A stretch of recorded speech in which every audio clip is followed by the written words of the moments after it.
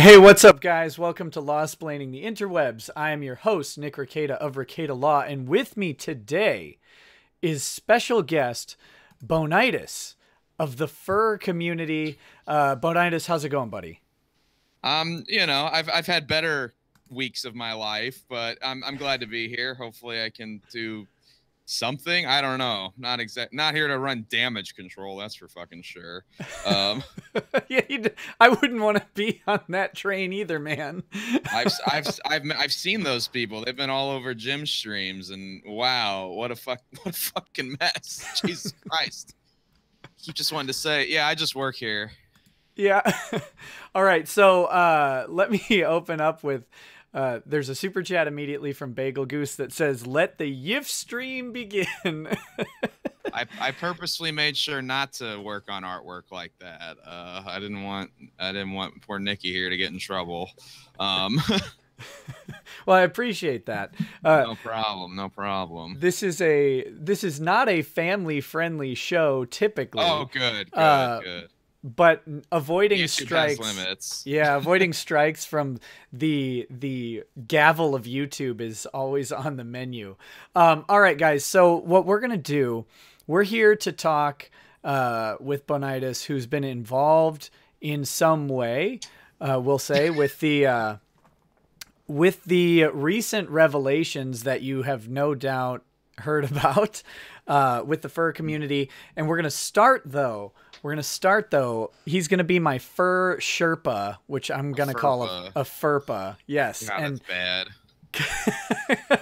Not to be confused with a fupa, but a furpa, to help me kind of get into the, I guess, lore, backstory, or whatever of the fur community, because it is so far outside of my personal experience that that I am not up to date on that, and that I think will help anybody else in the audience who just doesn't know, who's not really involved even peripherally in the community, to know who they are, what they're about, kind of dispel some of the rumors at first or the misconceptions, and then go into what's going on and what's being done about that.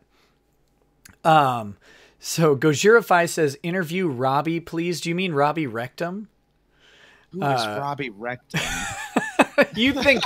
You may know that you're in a community that is slightly outside of the social mores of the average American, but I will say the comics community isn't that far away. So comics being like comedians, you mean? No, I mean comic books. Comic. Oh, I'm a comic artist, so yeah, don't worry, I know. So Robbie Rectum is a character, I guess, put on by Cecil.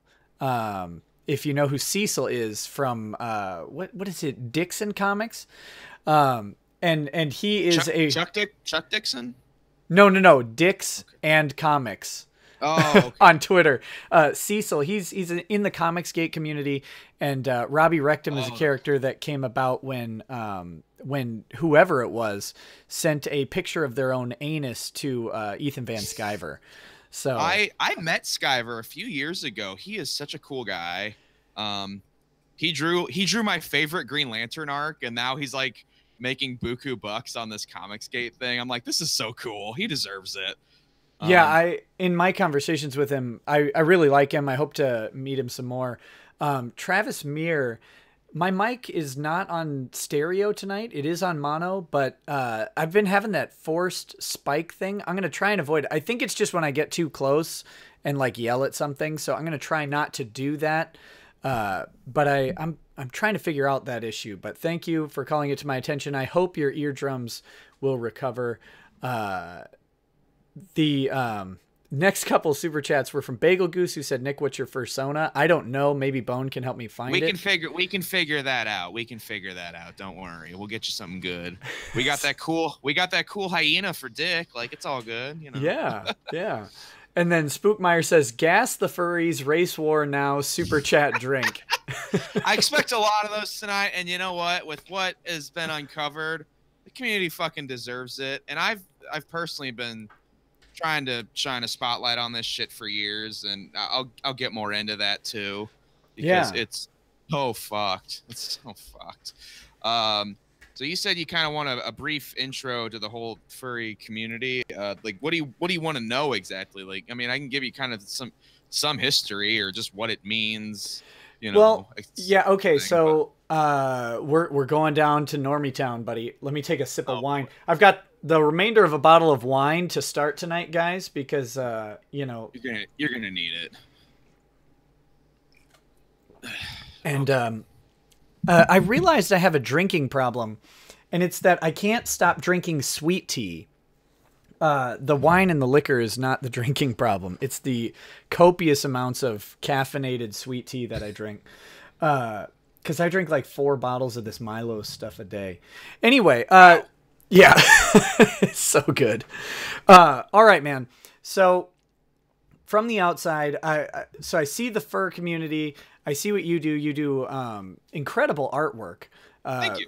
Yeah, man. I know some of it's pornographic, but like considering what we've all seen now, it's pretty tame stuff. You know, just happy consenting adults with human genitals and well, and not dead on the side of the road, right? No, God. Sorry. Sorry. That part of the chat where he just says, "I only do it with Roadkill." Like I thought I was gonna die. I was like, "Are you fucking kidding me?" God.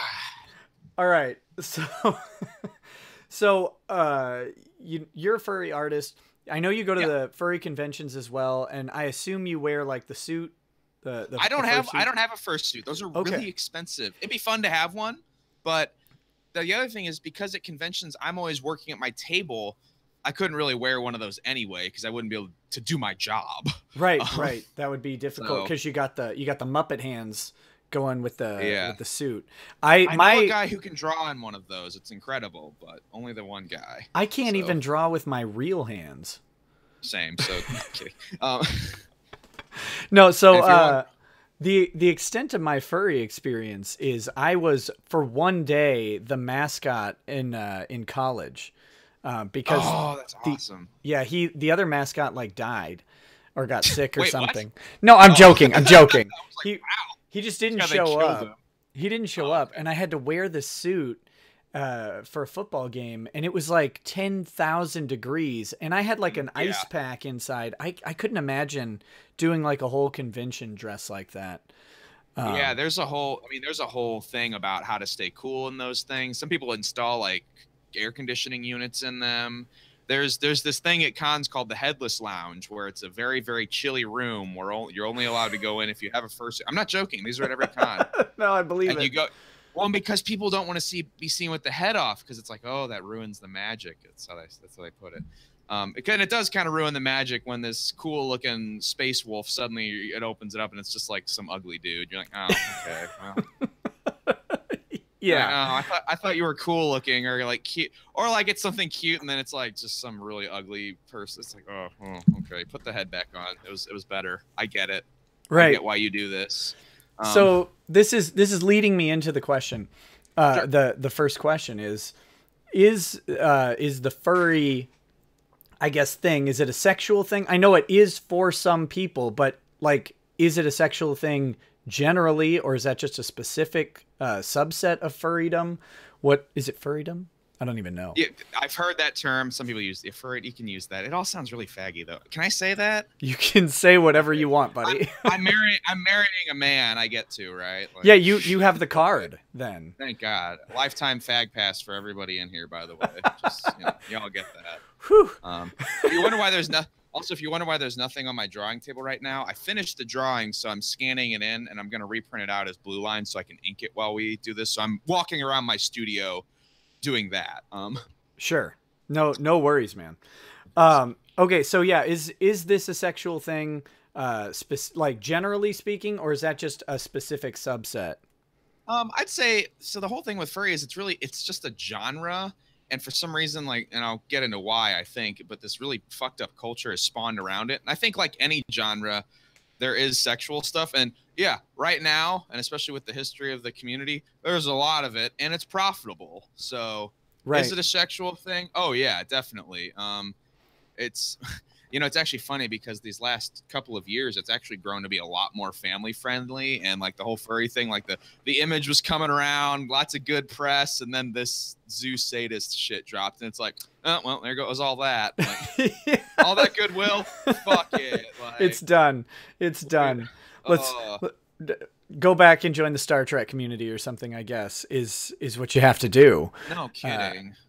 But I'm waiting for the degeneracy from Trekkies, because and I think, okay, so furries are getting hit really hard right now, but I will suggest very calmly and peacefully that that no convention community is immune to this, and I think it's probably rampant. And I will point the biggest finger. I bet there is a substantial amount of child abuse going on at Renaissance festivals. And oh, that's fucked. Guys dressed like Peter Pan and oh man, I don't even want to think about that. I have my suspicions. But we'll get to that. Okay, so it ultimately boils down, it's a sexual thing, but not, that's not the intent. This is a pastime, a world that people like to live in, right? It's escapism. It's like, and I always just say it's a genre, and people can do whatever they want with it. And it turns out what most people end up wanting to do is draw everybody with their clothes off. I can't really control that. Right. That's what everybody chose to do. And it is fun. It's fun to draw porn. I draw porn. It's great. It's not everything I draw. Some people that's all they do all the time, and it gets a little weird. Like, I'm like, that's a weird way to live your life. Sure. So, but I need to clear something up for my own sake. This is different from like a gender or an identity, like a otherkin type identity, correct? There's I would say there's definitely some overlap, like not even just overlap, but just flat out, like, God, like they have otherkin panels at furry conventions. Like my brother recorded one. I don't know if he still has that footage, but it was really fucking funny. Oh my gosh. I'm never like I'm a pretty understanding and tolerant person of all sorts of weird stuff. Like I don't get into it, but I can identify with a bunch. It's interesting. But that group, the otherkin group, is out there for me. Dude, there's something else. They're real weird. Depression's a hell of a drug. Yeah. Loneliness does terrible things to men. That's what this all really comes down to. Okay, I got a couple super chats here. True American Hero says, "Is it legal to have intercourse with roadkill?" And I actually don't know the answer to that, unfortunately. Strike one. I'm gonna think that even if it is, that you're gonna get charged, depending on what state you're in. Or maybe you won't get charged. Maybe you'll get just charged by the squad car, and they'll make you a real couple. I would not want to be banging roadkill when the cops pull up. We'll put it that way. Marcus Awulia says, "Hey, Abone, we are elite furry damage control team." Oh, people are asking why my hands are all fucked up. I'll tell that story too. Yeah. Bagel Goose says, "What's your opinion on scalies?" Which I assume are just reptile versions of the furry community. I mean, if we want to get into it, is it my opinion or your opinion? It's your opinion is going to be the interesting one. My future husband, his persona is a dragon, so it's all good by me. Like, it's all good. Dragons are cool. And then I don't have a distinguishing perspective. I don't think one would be any more or less than the other. I don't know if there's like infighting between the two communities. I always like to see infighting. No, we get along with the dragons get along great. There was like a thing, I don't know if this is a thing anymore, but it used to be like the dragons were generally considered crazier. Sure. How many bad dragons do you know? I don't know any of those. What I did. Oh, do you know about Bad Dragon, Nick? No. They're ready to learn. They're that company that make the animal and like dragon dildos. You might have seen pictures. Yeah. I've heard the jokes. That's a real company. I do not own any of their products. I do. What I want to get is I want to get the horse dildo, but I want them to make a special one for me where they pour it in red, white, and blue, silicone or whatever the fuck they're made out of, so I can just put that in the window. Right. I just think that, because like that's the thing is these people are like they're obsessed with animal junk, like they just can't stop thinking about it. And I just think I don't know, animal junk's just kind of funny to me, like. Yeah, I mean jokes are funnier. Yeah. Like, I don't know. I have a dog. He goes to the dog park, and other dogs try to mount him. I'm just like, I don't get turned on by that. I'm just like, you fucking idiots. That's a boy dog. Like, my buddy had a cat that would rape the other male cats. And it was brutal. Like they'd always have to go, break up the party. But the other cats definitely did not consent. They're like they're like a pizza waitress at a Senate meeting or something. They're just trying to get away constantly. I don't know where that joke came from, but I have a feeling that it's appropriate. Nice. Oshi says, Oshi says, OWO, is this the Yif Master Boneitis? Oh, he's saying, oh, whoa, that's like a furry emote. Oh, okay. Yeah. Because it's like the little wolf mouth is the W, because it's got... I gotcha. Yeah, they do. There's a woo. There's a whoa. There's a whole lingo. They've got all their words. Like, and I know all this stuff because like it's weird but this has been my job for 10 years. I'm a career furry artist. So which is turns out you can do that with your life. Yeah, the internet, for man. Better or for worse. You can do if you can find people to buy it, you can do it, right? Like that's the beauty of today. Patreon changed everything. I mean, it's just, oh my God. Well, and my favorite part of Patreon is it shows how little the mainstream entertainers know about the American people. Well, and I guess about the global audience, but the American audience in particular is like, you can get, a guy like me can make money on Patreon. A guy like you can make tons of money. Well, I don't know what your Patreon is, but I'm guessing I do okay. I do fine. Yeah, I'm guessing you do just fine. And even like a weird guy like Stefan Molyneux who can sit there and make I don't know. I think he has a Patreon, or even Sargon. Like these guys talking about some. In some ways, amateur approach to, and I don't mean amateur derogatorily in any sort of way here when I say it. Well, just in that they kind of came at it from, they were just kind of guys who were like, hey, I could do this. This could be fun. Right. But they're not PhDs in philosophy, but they're talking about philosophy in a lot of ways, or they're, and that's fine. That's a great thing to do. And here they are clearly attracting large audiences of people willing to pay for content. And you'd never find any of these things on any mainstream media source. And that's just great to me that they've been getting it wrong this whole time. That makes me so happy. It's cool. Gojirify says Wolfen 1981 was the first furry movie. Edward James Olmos was a wolf. Okay. I've never heard of it. Is that prior to American Werewolf in London? I don't know if werewolf stuff counts. They're only furries on the weekends. Definitely. They love werewolf stuff. Like, that's huge. Gojirify says, I'm a chubby chaser. I only have bloated roadkill, which is horrifying. And where do you find... I thought my audience was degenerate. Oh, I don't know. I think, how much liquor does your audience consume? Because every super chat, most of these guys are drinking. Oh, okay. Yeah, well, it depends. Yeah. Saturday streams. I can get pretty drunk on those.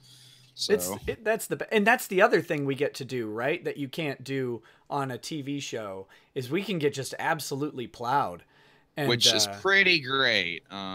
Yeah. Who else gets to drink on the job? I mean, and not get in trouble for it. Only accountants, because no one ever goes to them. Ooh. They do all they get the documents, and then they have, their office, and they just sit there pounding liquor until they get done. I'll have to, Oh, go ahead. No, I was about to say, I'll ask him a CPA about that. It's like, I'll be like, Alex, is that what you're doing in there, you fucker? Like, Igava says, "How does family react to the furry stuff, if at all?" I've got a great answer to that because, like I said, I've done this for 10 years, and this was my 10th Anthrocon this year, which that's the big furry convention that is, you know, it's the biggest one in the world. And I brought my mom this year actually because she really wanted to see it. Oh, how'd that go? It went great. She loved it. She wants to come back. After this whole Zoosatus thing, I might say, no, Mom, don't come back ever. It was all a mistake. Because like that was the thing is there were there's been families, there's been all this great media put attention. I'm like, man, this is finally turning into like a real community, something we can be proud of. And it's just like, maybe not. Like, maybe it was all a dream. Well, I mean, you can take it that way, or you can take it as a crossroads. And I think you've got, in a weird way, some of the big critics out there now. Obviously, Medicare is hot on the furry case, and you never want to. I'm glad he is. I'm glad he is, though. Sorry. No, I am. No. As someone is defending accountants, says not all accountants are drunks. Oh. No, and I never, you never want to be the guy on the back end of Medicare's wrath, I guess. No. But he can excise cancers from communities, and if the community will let him do it and not come out and defend people who are indefensible, and that's the difference, is how the community takes it. And there's going to be people on both sides of that. Yeah, I mean, I'm rooting for Jim all the way. I'm like, oh my God, you could. I'm on the side of locking up the pedos. Yeah, well, remember, so we could get into that because you were helping me specifically with something related to that. Yeah, and so. Can we talk about where that was too? I don't want to like dox anybody or anything like that, but I mean, the guy's stuff is all online. Yeah, it was in Austin is where he's at. The reason I bring that up is because my sister and my niece used to live in Austin. My niece was big into anime. I don't think as much anymore, but I was asking around if she was familiar with any of your stuff, but not particularly, although she did compliment your art. Well, thank you. When she looked it up. But I was wondering if you might actually know them, but turns out I don't think you do, so we won't get into that too much. But that's in Austin, there's a guy, and this is how we connected, is after I interviewed I did the pedophile interview. Tito. Yeah, with Tito. And Tito. After covering his case, he came on the show, which I thought was very big of him, and people can check that out, and you can make your own judgments about Tito. But if nothing else, him coming out and talking to the world about his past crimes that's at least admirable. But then I had another stream with a guy kind of differently involved with child porn in turning in his own dad.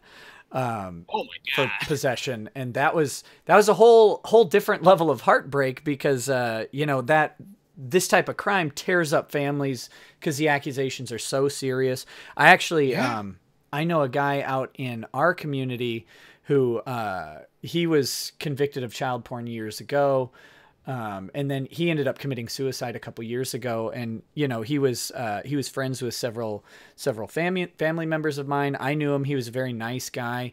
And it's like, you don't always know these people. It's not like a movie where they're always driving an ice cream truck and stuff. That's what made this so fucked. Like, cause when this Zoosatus stuff came out, like I got name lists from people who were willing to go through those files. Cause like, I saw the files drop and I was like, am I even allowed to have this on my computer? And I didn't feel like testing that.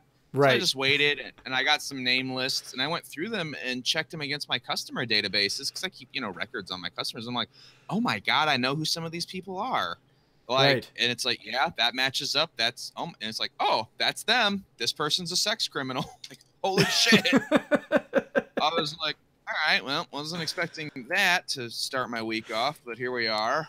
Well, I'll charge him more next time. Well, a lot of these guys, they've gone into fucking hiding. Like they're just gone. Like they've disappeared. And I mean, yeah, of course they would, like, because they're fucked. They've been exposed as literal monsters. And in the case of the one that I wanted to mention, the pedo one, that was the second set of leaks that dropped. Was they had that the name Sanji Nativis, that's the guy's online handle, came out, and I was like, oh, I know him. What's he gotten up to in this? And I read through what he had gotten up to, and was like, oh shit, because he was exchanging child pornography and actually grooming kids, not like this fake made up stuff that people say is grooming kids, but like he was like very explicit conversations, which if you want to read them, you can go on his thread on Kiwi Farms, but they were disturbing. And yeah, you sent them to me, and they were, I mean, yeah, that's right, really not okay. Well, and what I thought was horrifically, like, grimly fascinating is you can watch him like slowly succumb to it. Like at first he's like trying to resist, and then he just slowly succumbs to it, and then just gives in and turns back into this monster. And I say turns back in because Sanji here, he'd been into jail before because of this stuff. Right. Somehow had gotten his record expunged. I don't really know how that would work in the case, especially of what sounds like sexual misconduct with a minor, I believe. I don't know how you get your record expunged of that, but it seems like he managed to. Yeah, I don't know how that would work. Personally, I don't know how that would work. Oh, I didn't have to say whoops. You guys couldn't see that. I'm not sure how you would get that expunged or anything like that, but you know, I didn't really dig into it either. Okay. He might have been just kind of bloviating.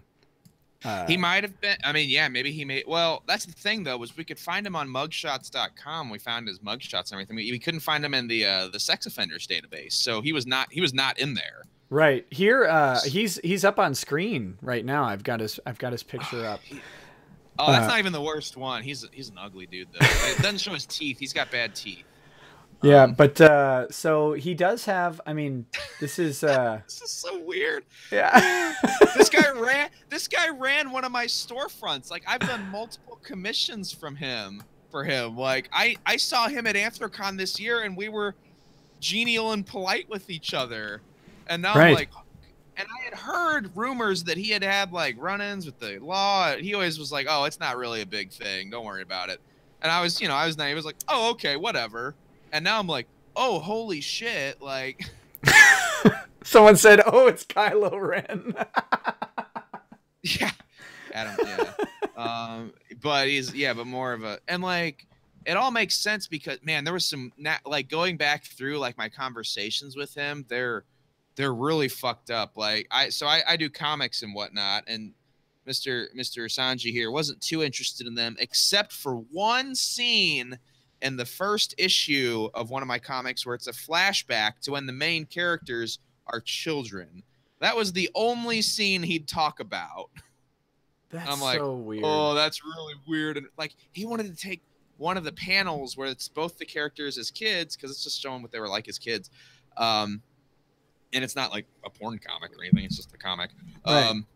And he wanted to like blow this panel up into a poster. And I was like, yeah, cool. I'm glad you like the scene. It's cute. Why are you so, and I just blew it off as whatever. He's some weirdo.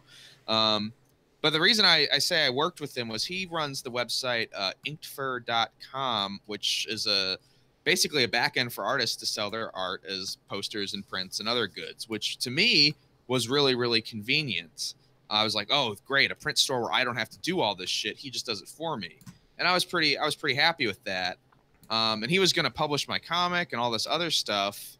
But I ended up a few years ago, they started to publish their first comic, and they published a comic that I did not agree with the content of. I can explain what it was if you'd like, but it's gross as fuck. Sorry, he's I did some furry art for you if you're watching if you got the stream pulled up. I do. See it. Oh, yeah, there you go. Oh, good. No, and his character's like this cute, effeminate fox guy that wears like girly clothes and stuff. It's super fucking weird. it was so fucked. Yeah. So okay, so you're working with this guy. They start to put out stuff, and it made you uncomfortable, right? Yeah, this comic, the one in particular, and I remember it because my fans will know I rail on this comic all the time. It's God, I can't believe this is a real thing. It's called Man's Best Friend with Benefits, which off to a bad start. Dude, no, and I'm not even making this up. It's about a guy who breaks up with his girlfriend, and he gets so lonely that he goes on a walk in his loneliness, and he finds a stray dog, and is like, well, maybe I need a new companion. And then the dog like seduces, like it's an actual dog, like seduces him, and he just like fucks the dog a whole bunch. It's about a guy who rapes stray animals essentially. And I was like, I don't like this. I don't want my comics next to this. It's too much. Yeah, porn's fun, but this is a little far for me. Okay. Prior to the drops, and I'm asking because, here you're talking about a guy who's like out, or his comic is about raping stray animals. We'll talk it's not Sanji's comic. It's a comic he's publishing. The comic is made by some different furries who are fucked in a different way. Who's making it then? Like, who's do you mind saying the artist's name? The artist is a woman. It's a woman named Cabier. That's her online handle. And the author is Jason Afex, who they both have Kiwi Farms pages as well. I'm noticing a trend. There's a trend here. There's a reason I read that page. I read that website every day. It's my I call it my constantly updating guide of how not to fuck up on the internet. Right, and who to avoid, like with all haste. Right. Oh man, I'll screen clients through there if I notice someone's name when they ask for a commission or on there. I'm like, oh nope, don't take it. Just don't do it. You're in for a bad time, Kit. That's my real name is Kit. It's not a big deal. Okay, gotcha. So I guess the question then is animal rape like a theme that outside of the context of these drops, is this a thing that's been going on in I guess the fur fantasy aspect, where you could look back and go, oh, now all this makes sense, like we're doing with this guy, right?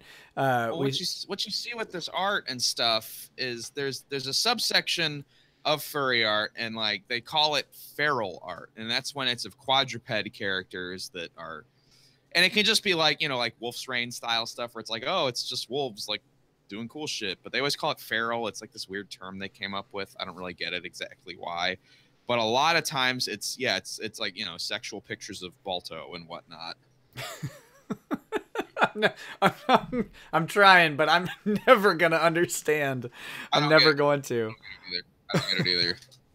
No, the first guy that ever told me he loved me, he said that, and then an hour later he said he fantasized about having sex with Balto, and I broke up with him the next day. Get out.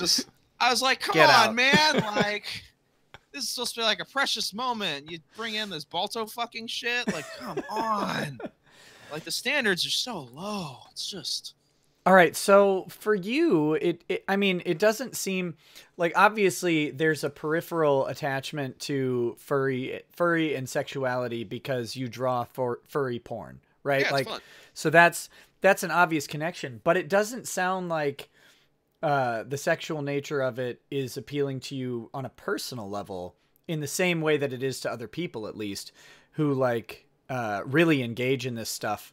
Am I getting that right? Or I don't know how much you want to talk about this stuff. No, it's fine. So like, yeah, I think so when it comes to porn and erotica and sexual imagery, my whole thing is, and my guys in my chat from my chat will know this, is I always say that my kink is attractive people. And I think that there's genuine markers and characteristics that we can see on characters where it's like, oh, this is communicating to me that it's an attractive person or anthropomorphic character, etc. It's right. It's aesthetics, and we can appreciate aesthetics of attraction in things, even if we're not specifically sexually attracted to them.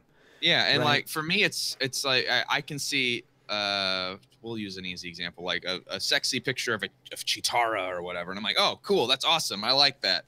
And I like, but I'm one of the weird guys who also I'm like, yeah, I think humans are hot too. Like I just like cool looking, sexy characters. It's fun to draw. It's fun to draw them doing all sorts of things.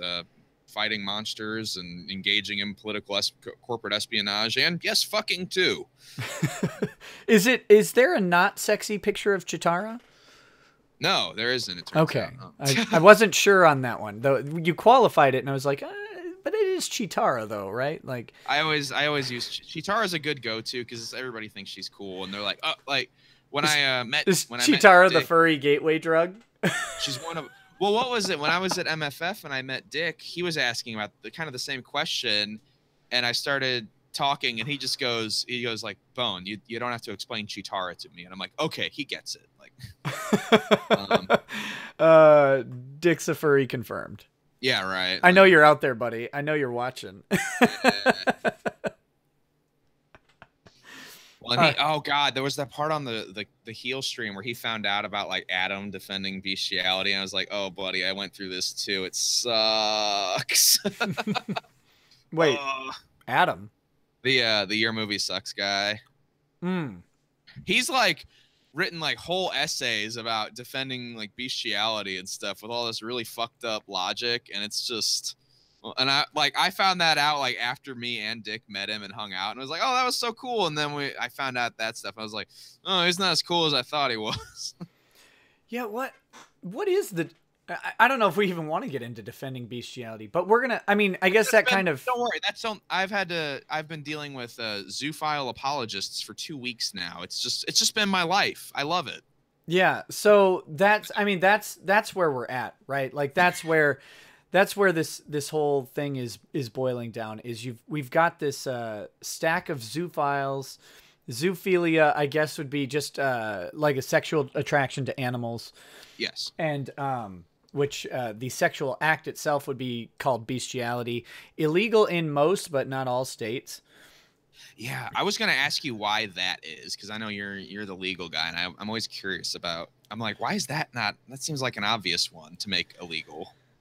I mean, I guess they just didn't get around to it with their busy schedules. That's what I've actually heard. That's what I've heard. I've done some reading, and that's what I've heard is that people didn't want to talk about it because it's so gross. So it just never came up because it's too squicky for people. I think it's squeaky. There might be, and I'm speculating purely, but there may be cultural influences, and I'm not going to name them because I do not know. They could be new cultural influences or very old ones where there's sort of just a hush, don't say anything mentality to it. But there might be subsections of cultures in specific states that have traditionally done this. I'm gonna pull out my literary degree. Have you ever read the book? Since you are self-proclaimed gay and you deal with furries, bisexual technically. But okay, so bisexual. I apologize. I've dated and had sex with men and women. So yeah. Congratulations to you, sir. I did it both ways. Hooray! No, but at the end you did it your way, right? Like Sinatra. No, yes, but so there's a great book, and it really is. It's a fascinating and fantastic book in my opinion. It's called Before Night Falls by Ronaldo Arenas. Have you ever heard of that book or read it? No, I've not. All right. So Ronaldo Arenas grew up in Cuba prior to the Castro Revolution. Okay. Which there was like Cuba was a very socially and sexually repressed culture. And then the Castro Revolution came in, didn't really fix that. But there was like this massive sexual revolution happening in Cuba as Castro's taking over. And then these guys all ended up in prison in Cuba, and then including Ronaldo Arenas. And then he made it to America when Cuba just dumped the prisons into Miami, right? But his story is about being don't watch the movie. Don't watch the movie. It ruins the entire story, and it's like a propaganda piece for like, we'll call it the gay agenda. And I do not recommend because if you read the book, you get a story of this guy's life that is really, really amazing. About talking about how he had sexual encounters with men, women, all ages. He talks about as a young kid having sex with trees and the earth, and you get the idea. Yeah, well, and this is what I'm getting to. You get the idea that like the social structure that was existing in Cuba in the 50s, I guess, when he was growing up, was so repressed that there's like this latent sexuality that everybody was going through, and to try and define it as like, well, this guy's just gay, because that's how the movie comes across. He's gay and he has like 3 monogamous relationships throughout the movie, where in the book he talks about sleeping with 5,000 different men, like 1,000 different women. Whoa. And just like this wild promiscuity, and his life is identified sexually, not a particular sexuality defining it, right? But no kidding. So in this culture, though, he's telling stories about men having sex with sheep and animals and horses, and also like boys. It's a horrifying book in a lot of ways. But no kidding. That's what was the book called again? It's called Night Falls? Before Night Falls. And in all honesty, I would recommend reading it to anybody. It's a very well written book. He wrote it in prison, he wrote a different book in prison and like smuggled it out 1 page at a time in very interesting ways. But that's all kind of a side story.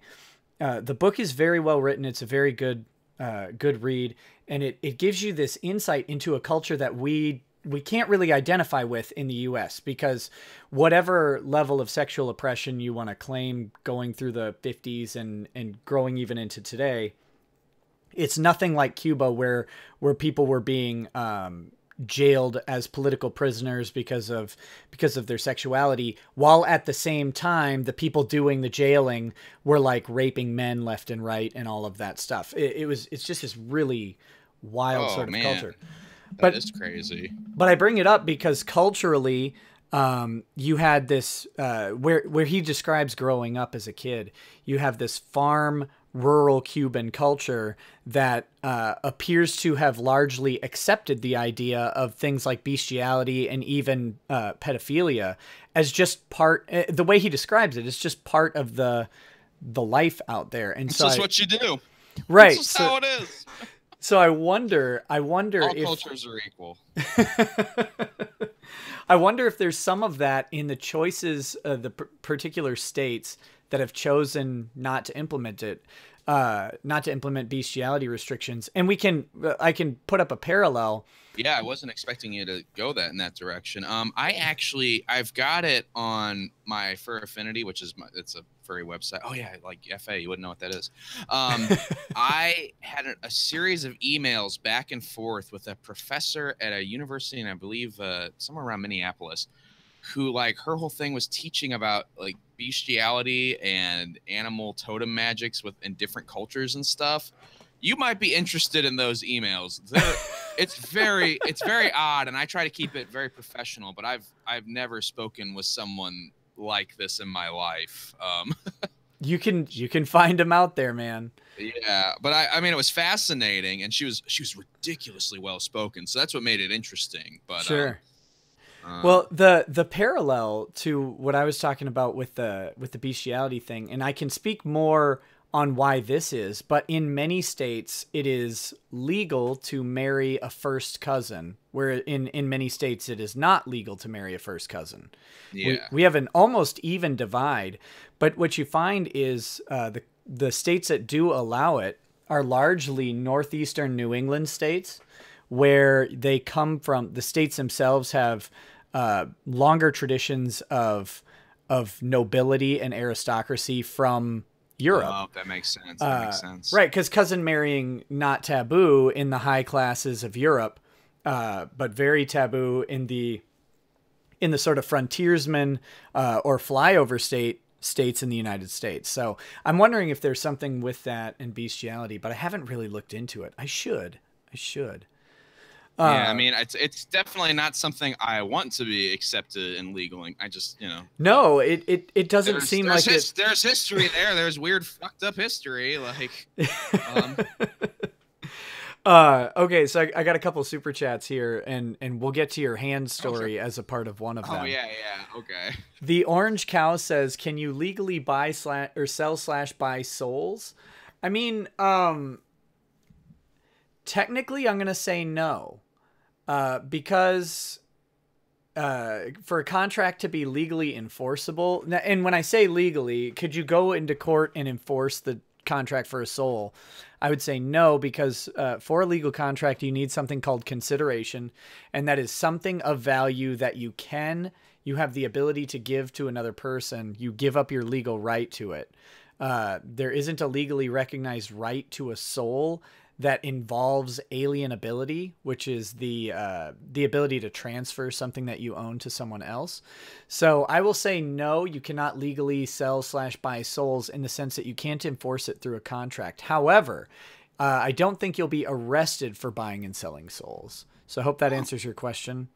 God damn, dude. That was beautiful. Oh, thanks. Marcus Aurelius says pedothanos. Pedo thing. Oh, he's talking about the picture of Sanji of James Hoyt, his real name, of Austin, Texas. That was the other part. We looked up his address, and he like lives next to a high school. Oh, that's good. That's exactly where you want someone like that. So we never actually finished even talking about how all that went down, but let's get through the super chats first. Yeah, so this one I'm going to say now because it's easy to scroll through, but this is where we'll end up, is Boneitis hand story drink. Oh, okay. So then we've got Bagel Goose says, "I saw one of Shrek and Donkey. This is my swamp." Gross. Oh, God. Clay's roommate says, Boneitis, is Bowsette part of your demographic? If yes, how many requests have you gotten? Drink.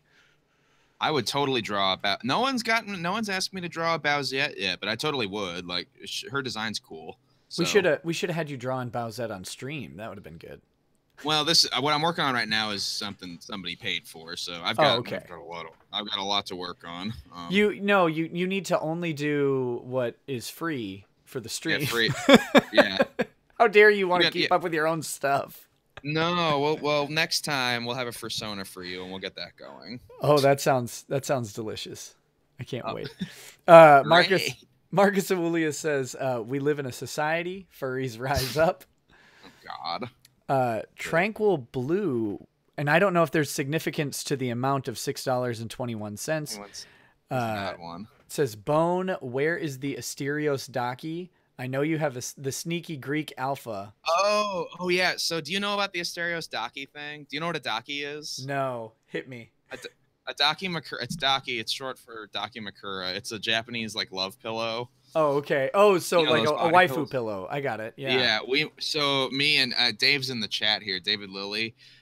We designed I talked to Asterios about this because I thought it'd be funny because we're trying to help him pay his ridiculous legal bills, and we're like, well, what if we used our horrible furry powers to make you like a fursona that's super gross, and we make an Asterios love pillow? And he loved the idea because he's disgusting. Yeah, that sounds like I would never buy that. Oh, but I bet someone would. That's the great part. So Dave and I go over Dave's place. Dave's another comic book artist, and we just work on stuff together. And he sketches it out, and then I ink and hand paint this like super gross koala character that looks like Asterios. And Asterios, I've sent it to him, but he's not going to reveal it until he starts doing the Asterios Shokunos proper. He's going to have us on like the debut episode, and we're going to auction off the original paintings and all this crazy stuff. Oh, that's perfect. Yeah. Yeah, but Asterios said, "Hey, keep it under wraps for now." So the gross Asterios Daki paintings are sitting in a secret file in my studio right now. Gotcha. Keep the paintings under wrap, not the information you just divulged to the world under wraps. Hopefully. Yeah, well, he wants people to know because he wants people to know about this awful thing we've created. And the Dick Show says, "Will Nick's fursona be a legal beagle or an eagle?" Ooh, I don't know. Those are both good though. Beagles are cute. Eagles are cool though. What do you think? Are you more of an avian or are you more of a canid? I'm not much of a canid. Okay. In general, I'm not a big dog fan. Oh, okay. So might have to go with eagle then. Eagle's a good one. I think eagles are cool, man. They're so much bigger when you see them, right? They're always bigger than you think they are. So that sounds good. Plus, yes, I'm getting the nose. So yeah, that's there. Well, we'll have to do that if I'm ever on again. We will definitely draw that then. How about that? Well, we'll set it up. We'll set it up for sure. Added to the TDS roster of weird furry characters I've drawn. There is the chance though, for some reason, whenever I draw a fursona for someone who isn't really a furry or whatever, I just do it for fun. There's like a high probability they'll get banned from Twitter. It seems to keep happening. I did one for Harmful Opinions. He got banned. I did one for Dick. He's been banned. I did Milo Yiannopoulos, very banned. What was the other one? There's Teal Deer. I don't know if he got banned or if he just quit using Twitter, but yeah, he also. So just be careful. I don't know. I spent 2 hours last night screaming that Tim Cook was a gay white male slave owner. So I think I'm well on the way to getting banned from Twitter anyway. Maybe I think it's just the people I find because like the most interesting people are they're the ones that get banned because too interesting, too funny. Yeah, and get tired of apologizing for whatever random offense someone has for them. So, actually, maybe my fursona should be a black bear, and cool. And the chat might have some jokes about that. Why a black bear? There's a certain old photo of me, in which we'll say is not it's not culturally acceptable at this point. Oh, that one. Oh, okay, yeah. Oh, that's funny. That's terrible, but that's funny. Okay, so talk about the hands. What happened? It looks like you were like putting cigarettes out on them or something. No, so I have a dog, Ditko. He's wonderful. He's got a lot of energy though, so I take him to the dog park every day. And last week at the dog park, 2 dogs got in a very one-sided fight. A large black lab mix clamped down on a friend of mine's 8-month-old husky puppy and wouldn't let go. And the 2 dogs were owned by 2 very small women, and they couldn't get them apart. So I intervened, and after about 2 very bloody minutes, I got the dog off. Well, that sounded bad. I got the dog disconnected from the other dog's neck. Sure. And it turns out dogs are real strong. Yeah, their jaws especially.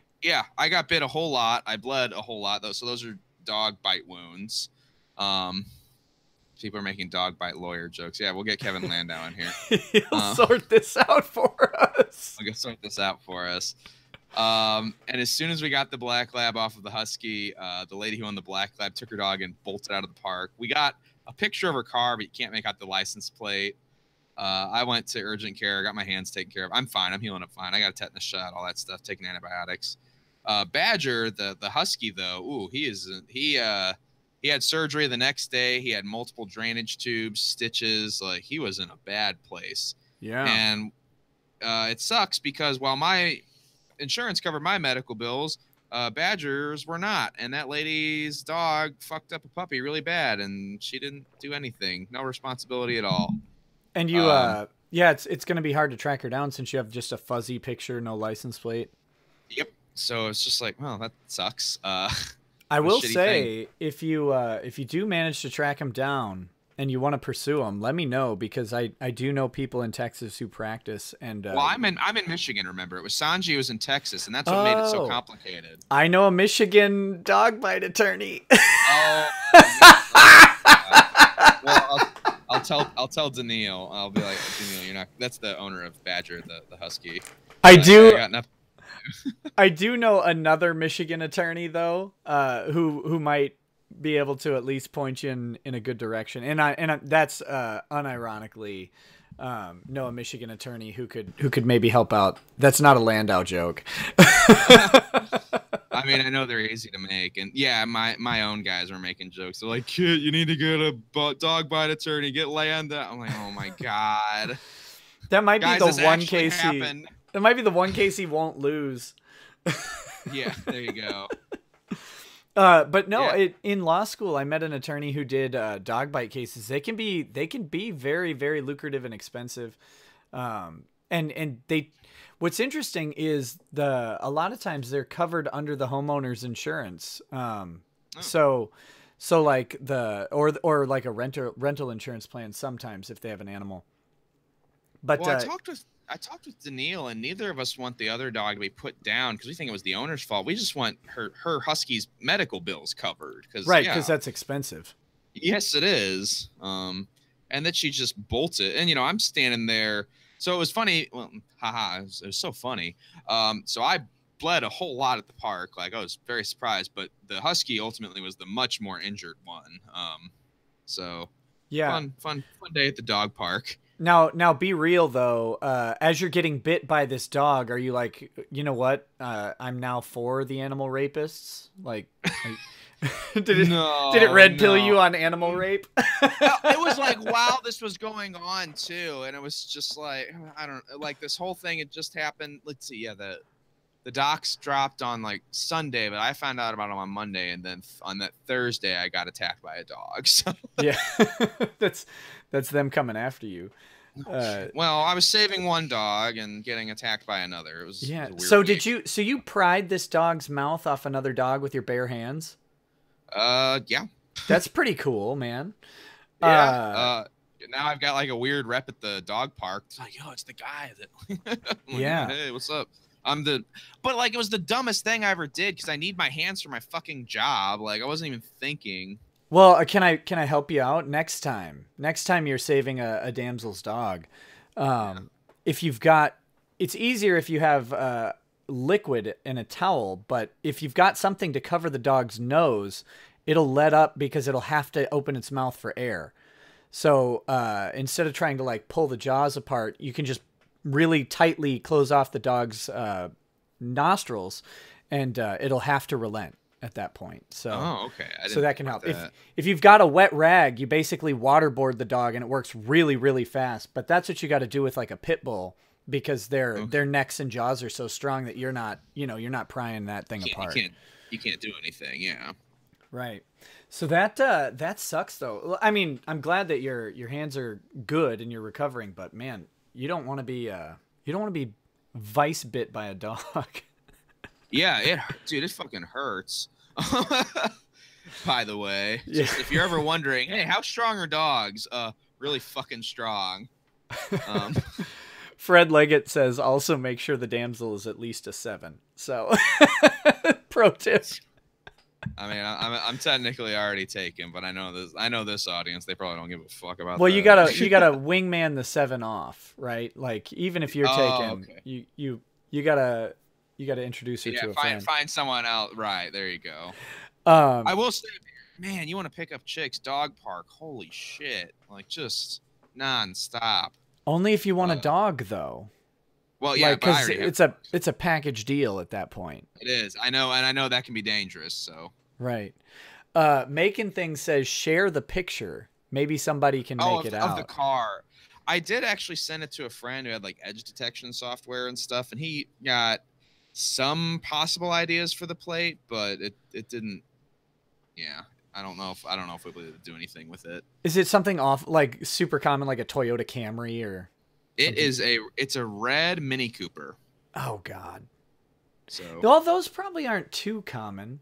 No. So I've been keeping my eyes open. Like, man, if I see a fucking red Mini Cooper and that weird looking little broad is in there, I am gonna be. A bunch of people are just gonna walk around Michigan keying every red Mini Cooper with like a dog rapist or whatever. Yeah. Oh, dude, the whole dog park like knows the car. They know the story. Like it was major dog park gossip. Let me tell you. Yeah, absolutely, absolutely. Maxwell Silver asks, "What is his?" Hey, Maxwell. Yes, what's his persona? But he has it in the echoes, so. So it's got to be Jewish. No. Yeah.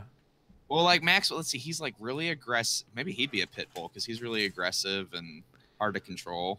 Are there Jewish animals? That's I don't know. What's the national bird of Israel? I do not know. Maxwell, get on it. What's the national bird of Israel? Or yeah, is there like a favorite dog breed over there? Kid, Golden Retriever. Come on. Come I love on. Golden Retrievers. Maxwell's he's way too mean. Bagel Goose says the dog wanted reparations. Oh God. Colin I'm glad this is everybody. No one cares about like the zoophile stuff. They want to know about Boneitis getting bit at the dog park. Well, I think we're gonna get into the zoophile stuff, but it's just like do you live in Michigan? So swimming in lakes, man, they're cold up here. Texas lakes aren't so cold, but up here they're cold because they just never really recover from being frozen. So you gotta work your way up to it. You know, you can't just jump into the zoophile. That's true. Yeah, the furry artist got attacked by a dog. Yeah, that's fun. Like, Colin Brefka says, "Kit, you have to take me to the dog park one day. What have you been keeping from me?" Colin's a buddy of mine. He's a good guy. I'll take you, Colin. There's lots of single broads there. Tell you what. Yeah, we'll get him. Help him out. I should. Dick says the Lion of Zion for Maxwell. Oh, so does Marcus Aurelius. He said it before Dick. Dick stole his joke. Maxwell's the Lion of Zion. That's pretty good. I do like that. Sorry, Marcus, I was reading from the bottom of the chat up, and I didn't mean to steal your joke, buddy. Good job. No, Marcus is great. He's a buddy of mine too. So yeah, you might notice there's more like cartoon animal avatars in here than usual. Sorry about that. I don't mind. I don't mind at all. Spookmeyer says there are no dogs, rackets. You can't circumcise them. I hope. Ooh. That's yeah. What does that mean? Well, in Israel. Okay. He's got the echoes around dogs as well. Right. So I don't know how to say echoes. I don't have like a reverb key to do it. Maybe I should invest in that. But all right, well let's get into the zoophile stuff because the zoophiles, the pedophiles, the necrophiles, and the every combination of those three you can think of. Yeah, that's what we're after here. Is that there's a rift. It seems, but I don't know how big the rift is. But talk me through this zoophile drop. I mean, most people here have been following Medicare's stuff on it. I have not had time to watch all of Jim's streams, so I'm not fully you don't need to watch up. You don't need to watch the streams necessarily, but his 2 videos on it were good, I think. And he sounds like he's doing a 3rd because of that stupid fucking idiot Ashley Zoe Fox just deciding I'm gonna DMCA Jim. This will work well. Less than 24 hours later, she's been chased off the entire internet. Yeah, that was an unwise move. I had just done a stream and I was talking no, I had not done a stream. This was that was last night, right? Or this morning that he did that stream on that. Yes, at like 3 a.m. Yeah, I was talking to the guy who does my thumbnails and another guy. We were talking about some stuff and it got late and I looked down and all of a sudden I get a notification that Medicare's going live in 30 minutes. It's like, what's he doing at 3 a.m.? And then I watched like the first 5 minutes and I was like, uh-oh. I don't want to be that chick. Wait, that wasn't even a chick. Whatever. That was a dude, I think. Dude, I think they're male to female, but they're not pulling it off. Like it's not working. Yeah, it's I'm not gonna go there. No, it's fun. Everybody loves it.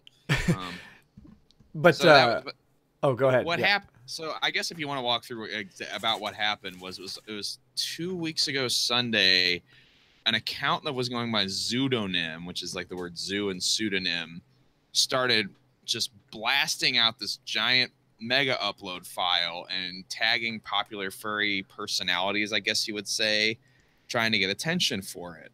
And people were like, what the fuck is this? And they kept saying, and they were tagging people saying like blankety blank is a zoo sadist. And It was a nobody account. Nobody knew who this fucking person was. And then they had a Telegram you could go to that was like zoo sadist evidence chat, all sorts of stuff. One of my guys, a friend of mine from the Netherlands of all things, said, hey Bone, you might want to look into this. And I'm like, what the fuck is this? And I start downloading whatever it is he sends me, and then I start scrolling to see what it is. And I immediately delete that download because it's like all that evidence. I'm like, I don't know if I can have this on my phone. Like, Jesus Christ, man. So never downloaded the whole thing because I was like, I'm not messing with that. But I started to look at what people who were brave enough to go into had seen and the censored versions, etc. And yeah, it was the original drop of chat logs, pictures, videos, mostly chat logs, and it was indicating about 2,000 or more people as being what the pseudonym account was calling zoo sadists. Now, the reason I'd never heard that term zoo sadists before. I don't know if they made it up for this, but it makes sense for what they're talking about. It's people who are not only zoophiles, but also sadists, and that they like to hurt animals and for sexual purposes. It's like, and so this is where it gets really weird. Is the person who dropped this is a zoophile, not zoo sadist. They're very clear about this.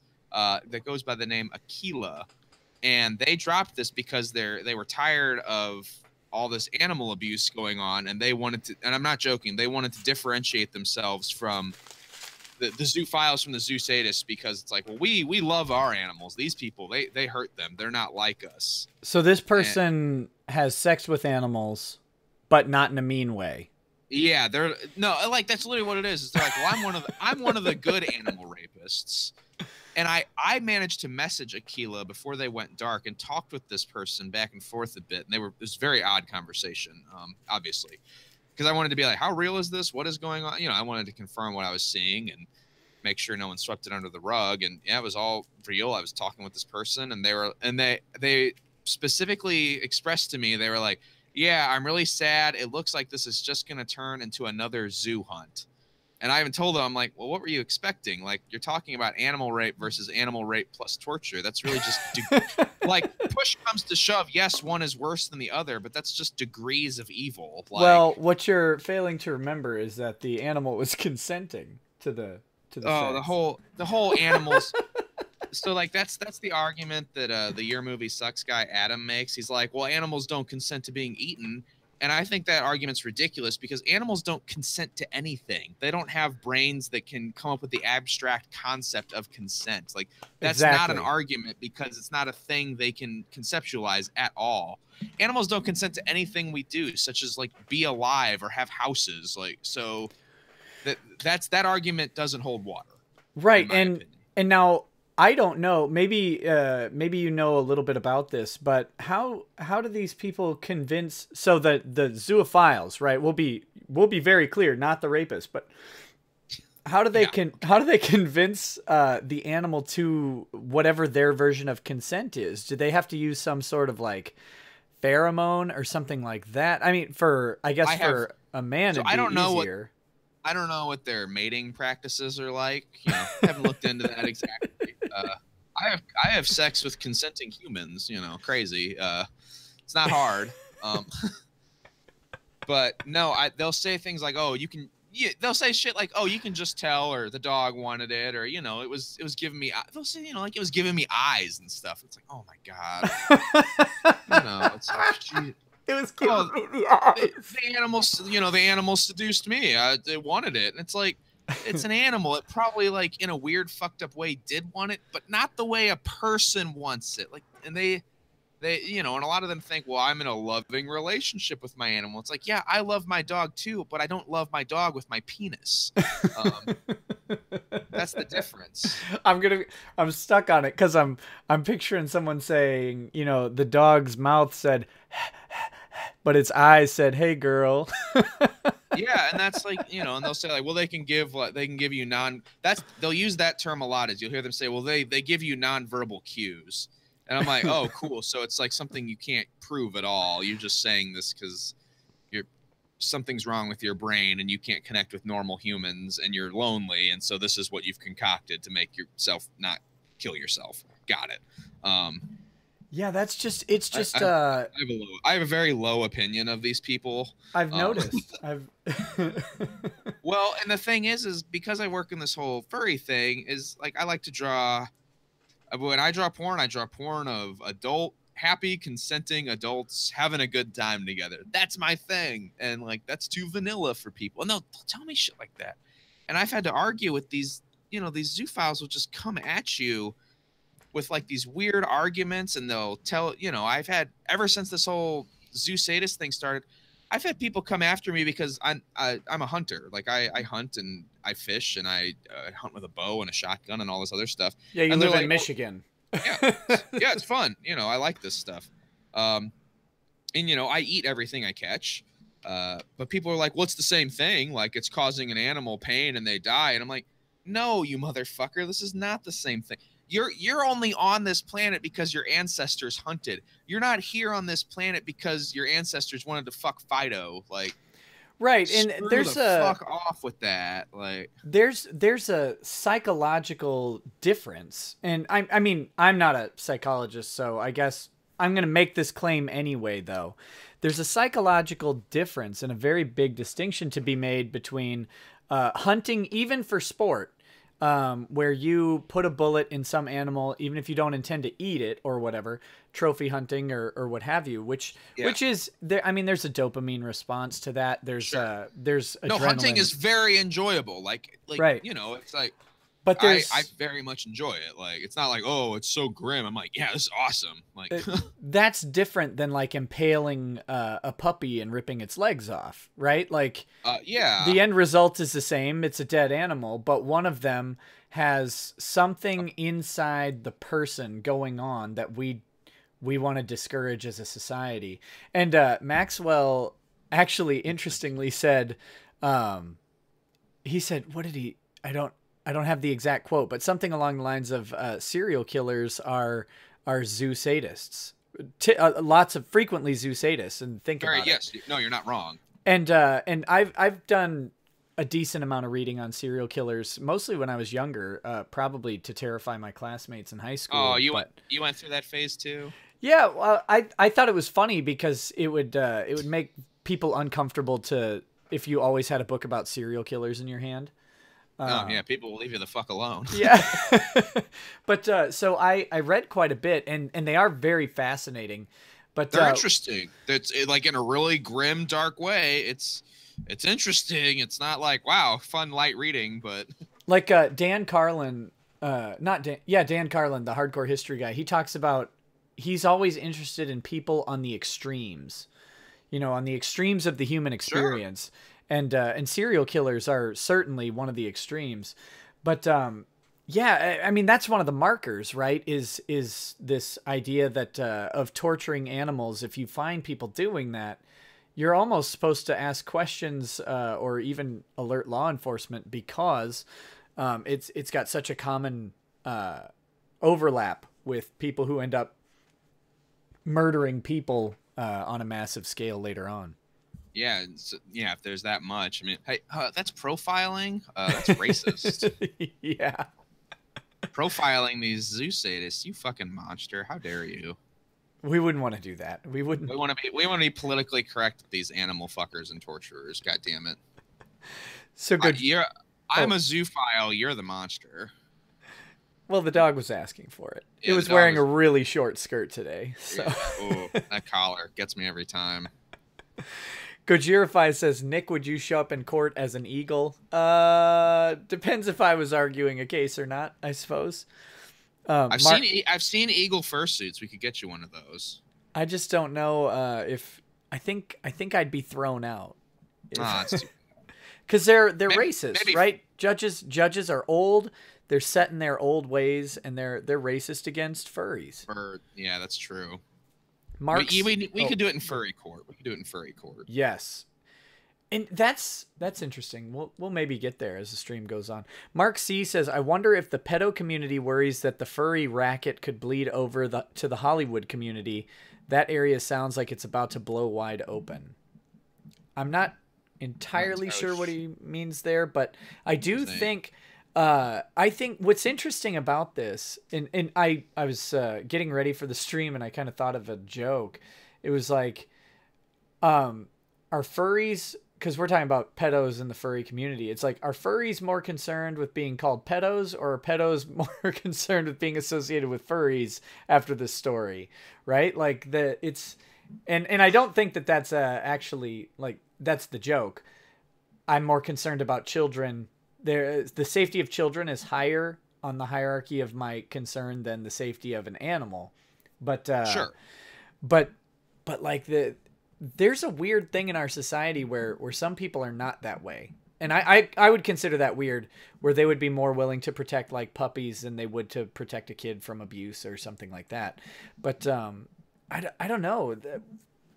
This is such a weird story. People like you are why Harambe got shot, is what you're saying. No, we know what happened with Harambe. He knew That's too true. much. He knew too much. Okay. Dark Chocolate says, Boneitis, you're the realest nibba to ever art.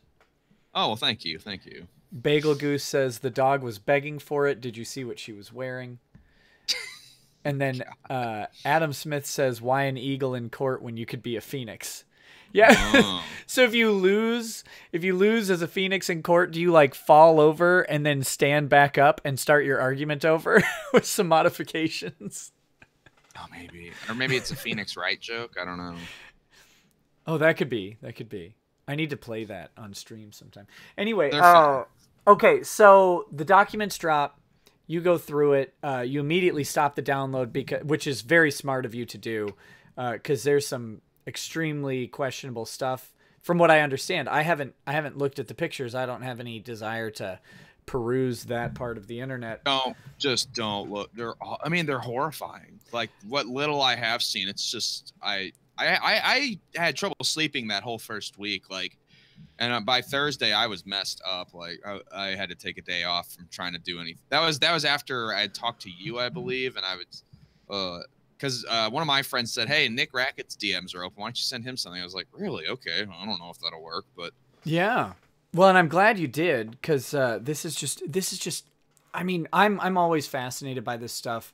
I've got to look at where the law is on the bestiality stuff. But I mean, the real concern, though, obviously, is that this community has the problem of any insular community, in that the temptation when really terrifying things are exposed is to circle wagons and protect.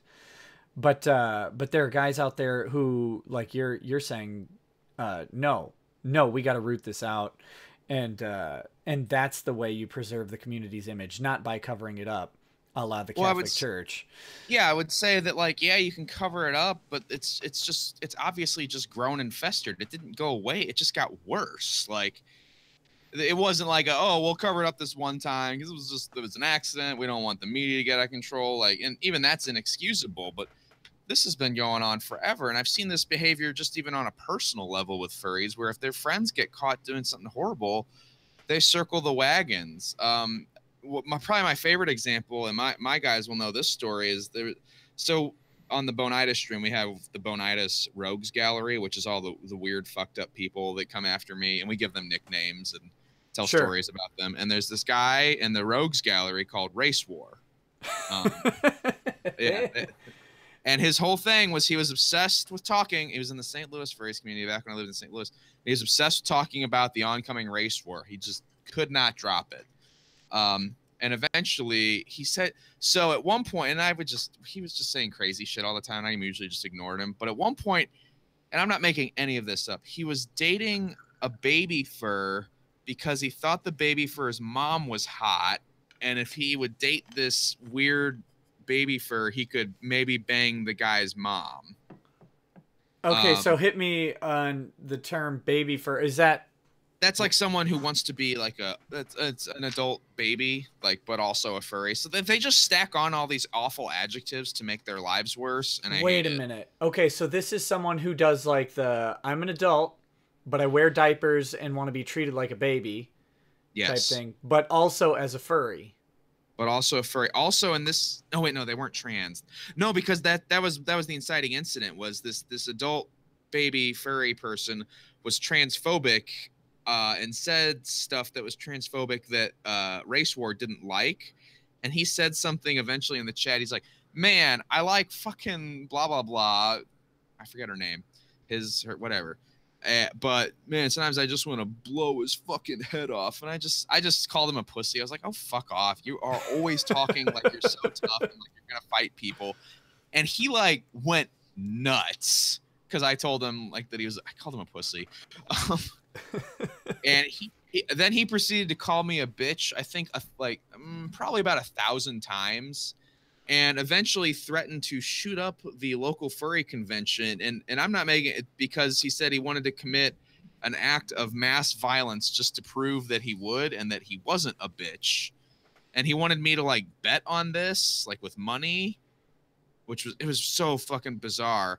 And I was like, well, this is a weird conversation. And I looked into it, and he was director of security for this convention. Oh, that he was good. that he was now threatening to shoot up. The guy with delusional race war fantasies who's dating baby furs wants to shoot up a convention. That's your head of security. I informed the con, and they were like, wow, that's pretty bad. And he was no longer director of security. And they, as like a little thank you, they made me guest of honor at the con. Oh, that was nice of them. So that worked out. But when this happened, the reason I'm telling this story about this crazy guy is when this happened, all his friends were like, friends who were going to be at this convention where this guy wanted to shoot up, they were like, oh, he just gets hot-headed. Like, don't worry about it. It's nothing. It's like, this man is threatening to shoot a convention that you are going to. You are circling to defend him. Like, you don't have to be friends with these people. Right. You don't, like, there are other people, there are higher quality individuals that will also be your friend and will meet the low baseline of won't want to shoot you over weird furry drama. Like, so I've seen this happen a few times where someone will do something really outlandish and crazy, and everybody's just like, well, you just had a bad day. It's like, I've had bad days. Like, never threatened to shoot anybody. Never threatened to shoot up a weirdo convention. You mean your bad days don't end up in hails of bullets? No. It was just, and I've seen furry feminists, circle their friends when they commit sexual assault and stuff, stuff they're very vocally against, but when their friend does, it's like, oh, just cover it up, right. Or it's like, oh, my friend got found out to be a zoophile. It's like, well, I'm still his friend. It's like, but you don't have to be. You don't have to be. Yeah. So going back to that, we did get a request asking about what file dump you're talking about. I would not recommend going to find this. Yeah. I posted it on my journal, the Boneitis Good Boy Guide to Your Zoo Sadism Experience, as I titled it. I did because people were like, "Where's the evidence? Where's the evidence?" Like, it's there. Don't download it. Sure. So people can still find that there then, or did you take it down? No, it's on my FA. It's on, and it's got like even a warning, like, "Hey, if you live in this, in this state, you can't download this, or you'll go to jail." Like. Yeah, and so, if you guys want to find that, go check it out at your own risk. I would strongly recommend against it. You don't want to have this. The laws against some of these pictures that could be on this file, they're strict liability laws. There's not like I didn't realize it. As we learned from someone else on this show, I collected it as part of a bunch of other stuff, doesn't play in the courtroom. So I would really be careful if you're outside of the United States, especially be doubly careful if you're in Canada or the UK. They have very different laws about what is legal and not legal in terms of pictures and stuff like that. So but it is out there. But so you're talking when you're talking about some of the horrible evidence, like what's on there? There's to my understanding, there's pictures of people like having sex with roadkill and stuff like that. Yes. Yeah. There's a video of a guy having sex with a dead deer. And people believe there's a controversy on whether or not that person is the Kiro the wolf person. Now Kiro is definitely guilty of a lot of things. Whether he is specifically guilty in the deer video, isn't quite known, but obviously someone did it because it's a real fucking video and it's real fucking gross. Yeah, there's people, you know, killing animals, a lot of fucking animals. It's mostly chat logs. It's people exchanging these pictures, talking about, in some cases, it's just role-playing fantasies, but at other times it's people talking about real-life victims, about actually having sex with their own, you know, pets. In the case of Sanji earlier, he's talking about how to groom and molest someone's nephews, with the guy who's the uncle. Like, they're collaborating on this about how to visit these children and do we want to should I read some of those? I mean, I have them. Oh, yeah, I mean, I think it would make the point, like, you know, and like I said, they start out where the one guy's like the weird tempter character, and Sanji's like trying to resist, but oh boy, does he ever give in. Yeah, I'm trying to figure out the best way to do this. To see if I could put it up on the stream. It's in our chat, but there's a weird. I don't want to like put any of our other chats on there. I don't want to hand out all the sexy stuff. No, I'm just kidding. That's a joke, y'all. Yeah, man. Jesus Christ. While I figure this out, someone was asking if you are quote unquote cheating at drawing. How would I be cheating? I think they're late to the stream, and so they're seeing the blue outline that you did. Oh, they think I'm tracing. Well, I'm tracing my own drawing that I did earlier. Yeah. This is a very common technique among comic artists, especially older ones who would have done this. You would have Xeroxed this and turned it blue and then inked over your. This is how comics got inked, especially in the 60s and 70s. Yeah, I do everything traditionally, so I use a lot of old school techniques. Like I hand paint all my comics now. Yeah, I think he just came in late to the stream and saw it, and he's like, "Wait a minute, is he tracing that?" Guys, that would be me drawing. Would be tracing, and it would still look. I mean, terrible. I am tracing, but I'm tracing something I drew. So. Okay, I gotta ask: can gay artists Can they draw straight lines? Like you're not gay, you're bi, so that's I'm fine. Bi, yeah, so I can draw straight and curved lines. I can draw straight and gay lines. You can draw lines that are really into other lines. Yeah, pretty cool. That's like a dad gay joke. Oh, dude, my dad's been loving making those. Jesus Christ, he makes so many. It's awesome. And it makes people like, oh, that's mean. That's homophobic. I'm like, no way, dude. Dad's so happy. Whatever. Like. He's got to deal with his son like being gay, and he's like, you know, because I'm the cool. He's got two sons, and I'm the son who hunts and fishes and does all the manly stuff. But marrying a dude, it's like, damn it. Okay, so harder to come out to people as furry or gay or bi. I mean, you know, I'm not. No. I mean, if you're married, so you can be bi but not come out. But once you're dating a dude, it's like, okay, you gotta tell people something's up. Yeah. You know, there's like a stigma within the furry community. It's like people be like, oh, I came out as furry and it was just like being, and it's like, it's not a sexual orientation. Though I would say, especially considering this whole zoo leak thing, I would say right now, probably more socially acceptable to be gay than furry. Like, yeah. Well, and actually I just think in the general shift of society, it's probably that way because, you know, I'm gonna sound like Pat Robertson or something. I really don't mean to because I don't care in that way. But we've been hammered with the gay sort of cultural message for quite a while now, and it's annoying. So I do comics with gay characters and leads and stuff, and I specifically made them because I hated the way people wrote comics about gay characters. I was like, fine, if no one else is going to do it, I'll do it right. So I did. Right. And it drove me nuts. Okay, wait. So you're in the chat. Are you typing in the chat? I did. Did you ask what the drinking game rules are? Is that you? Yeah, because everybody keeps typing drink. So I'm like, okay, is there like a word that people are saying that means, oh, you have to drink now? Or... No, it's the drink. The reason I said drink is typically the camera's on me and the chat is supposed to drink when I drink.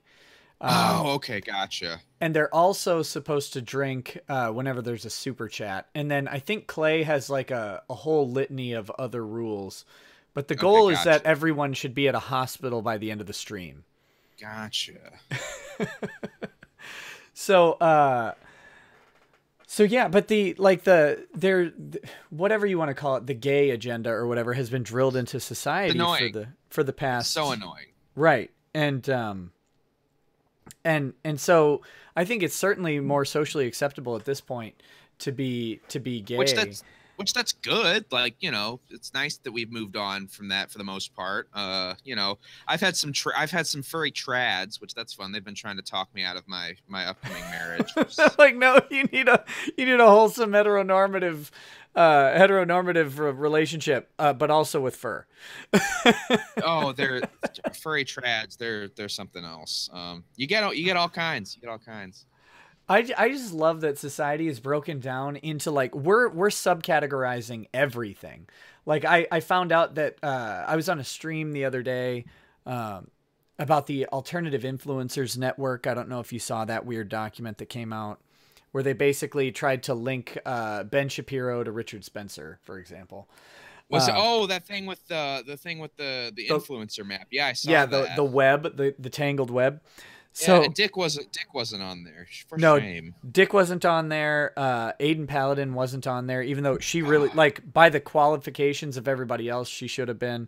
But anyway, the interesting thing about that for me, not and unrelated to it, was I found out that one of the guys in the chat on the panel was a trad Catholic, and I'm like how are we like we're breaking down everybody into such very specific niches, and then and not in a bad way, but like people fill them that way, and it's just a weird. It's like it's because we have such a broad access to content. I think that you can be like, no, I'm this niche, that I'm like trad Catholic soccer mom from New Jersey. There you go. And if that's what you're after, come watch my stuff. But it's a weird thing. Jay Disco says, "Here, I'll make it easy. Drink," in a super chat. So gotcha, thank you. Gotcha. Thank you. Clay's roommate asks what ink you use for your final arts. I use I'll break it. I use a lot of different stuff, but my three main go-tos is I use Kuretake and Zebra brand pens, usually in the super fine to medium felt tips, and then if I'm using a brush, I like to use Speedball ink. So you use felt tip pens. You don't use like a quill or a ballpoint. I use those too. Oh well, I use a lot of stuff. I mean, I guess to get a lot of different textures. The big thing I use, is I use brush pens. Those are my main go-tos. Sure.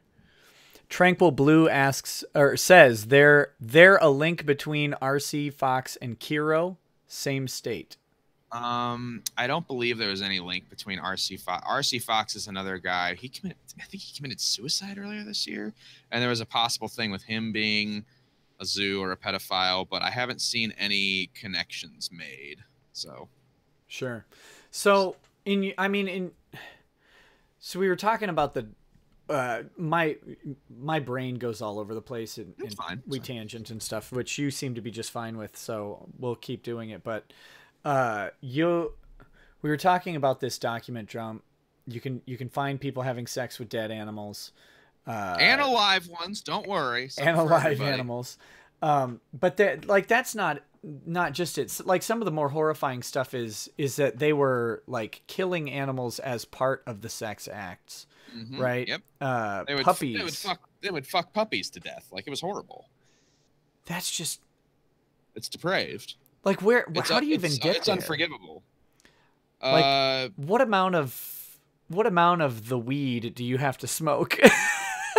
I don't know. Like, cause to me, it's just like, like what I enjoy sexually is having a good time with my partner. Like, you know, it's weird to think that someone does derive not only pleasure, but a sexual pleasure from such things. And that not only were they not alone, but they were in a large group that encouraged this. One of the chats, my fiance found this, had a unique view counter of 1,753 people had seen just one of these group chats. That means that many people saw it and said nothing.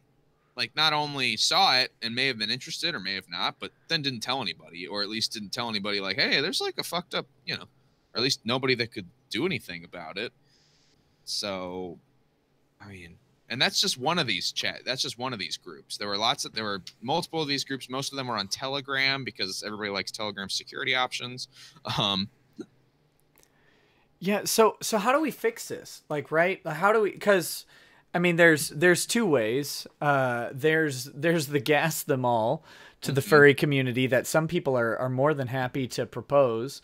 And I'm getting it. I get where people are coming from. Like, people are like, "Oh, everybody's being mean to furries again." It's like, yeah, we kind of earned this one, guys. Like, yeah, sometimes you got to wear the mantle for a little while, and you don't have to apologize for the acts of others, but you got to realize where your community sticks or sits in the social hierarchy. Well, and that's what I've been saying with these things about, like, I was talking about the race war guy, the sexual assault stuff. Is it's like, you know, I've seen this again and again. It's like, guys, you enabled this when your friend was like, yeah, you know, I'm just kind of like into zoophilia a little. And you were just like, okay, you know, maybe you shouldn't have just said, okay, maybe you should have said, hey, that's not cool. Or we can't be friends anymore. But instead you're like, well, I don't want to be lonely, or I don't want to be a bad friend. Well, there was a lot of enabling going on with this stuff. And it's because people, you know, any number of motives, and none of them were good. I think I have a solution. If you'll hear me out, and guys in the chat, you can spread this. I think we can solve some real problems here. All right. Where Tiger Ray says, "F me, I'm getting BetterHelp ads on YouTube." I think we need to convince the zoophiles and the zoosadists to just start dumping money into BetterHelp. Right, this is how we solve this problem, because we'll bleed them out of money. They'll all end up committing suicide from the stellar advice from BetterHelp, and then with the massive increase of suicides, that's somehow it's got to be associated with. I'm thoroughly convinced that, like, crazily aberrant sexual behavior. And I'm not talking just like gay stuff like that. I'm talking about. No, it's okay. You can. No. I'm talking about the stuff that's that's way out there, right? Like, we're talking about the zoo sadists, the zoophiles. Okay, yeah, that's pretty out there. People engaged in extreme and dangerous violence with their sexual activity that becomes unsafe. All that stuff. I think there's probably a link there to some underlying mental issues that would make suicide rates a little bit elevated. And I think we can exploit that through the BetterHelp app to get BetterHelp shut down at the same time as excising. Dude, that's 2 for 1. I like this plan. This is great. Well, and you say that about the psych types, and I've noticed looking through these logs, and like I've had people who people who are like recovered zoophiles and stuff talk to me like in private. I mean, like, hey, I was deep in that hole and I got out of it. I'm like, oh, thank God. And, you know, they're not people who've ever done anything. They just like consumed really disgusting pornography, which, yes, that's bad. Don't consume zoophile porn. It's bad. But it, like, if you're getting out of it, awesome. You're improving your life. Well, there's a lot to say about that, right? Like, people's we can make allowances for people's minds to wander into dark places, so long as they realize that those are dark places and get out of them, right? Yeah, like I think people. Oh, go ahead. But what you see is people just want to fester, and then because it's easy, it's like, oh, well, this made me feel good, so now I'm going to surround myself with people who are just going to say, hey, yeah, it's good that you're into this. Like, keep doing. It's like, look at what you're consuming on any level and be like, well, is this really making my life better, or am I just filling some weird gap? Am I choosing a less noble path than I could be? Right. And that's the kind of the thing I got to in the Tito interview. And when I say I got to, I mean, in my own mind, I don't think we really discussed this, but in that interview, and then the following interview with the guy who turned his dad in, is like, both Tito and that guy's dad came to a crossroads, or should have come to a crossroads, where they said, we've descended to here. We need to get out of this pit, right? Like, you need to too far. Right. You go too far, and then you say, okay, that's wrong. All right. And you make changes. People do this in society all the time, Yeah. where they, you know, they realize they have an anger problem when they hit their spouse or they hit their kid, and they're like, okay. And that person, I don't think it's fair to call them an abuser, even though what they did was abusive. So long as they immediately recognize it and work to Like, change it. whoa, holy shit, things got out of hand here. Right. We Well, make I've noticed. So, well, the point I wanted to make was that there's. Well, I'll let you finish your thing. Sorry. No, I'm just saying we make allowances for that all over the place, where we say, you know, this is a one-off, and if we don't, if we're not demonstrating that pattern of behavior, we give people the ability to not like completely absolve themselves of the wrongdoing, because oftentimes there's still a punishment, especially if court's involved. But a lot of times we can give some deference and reduce punishment on the idea that they recognize the wrong and they get treatment. I think people often misunderstand why courts are lenient to people who express remorse, and it's because the expression of remorse is the first step in the court's mind towards them recovering from the risky follow-up behavior. And so I think that, and when you're in these communities, especially, you know, these strongly insular communities, and the habit is to circle the wagons, guys, the circling of the wagons only works if the community is opposed to the underlying activity that caused the outrage in the first place and is not enabling. Like, you can and this is what the Catholic Church was trying to do, I'll say, failing miserably, and there's no excuse for this. But I would wager that what they're trying to do is circle the wagons, protect the people involved in this activity from harm, on the idea that they were at least initially hoping they would stop. Of course, that didn't happen, and they're deserving every ounce of justice that they get. But that's the idea of circling the wagons, is a temporary protection to allow the bad behavior to be corrected, not to enable it to continue in silence. That's the Well said. terrifying stuff. No, But, yeah, that's an eloquent way of putting it.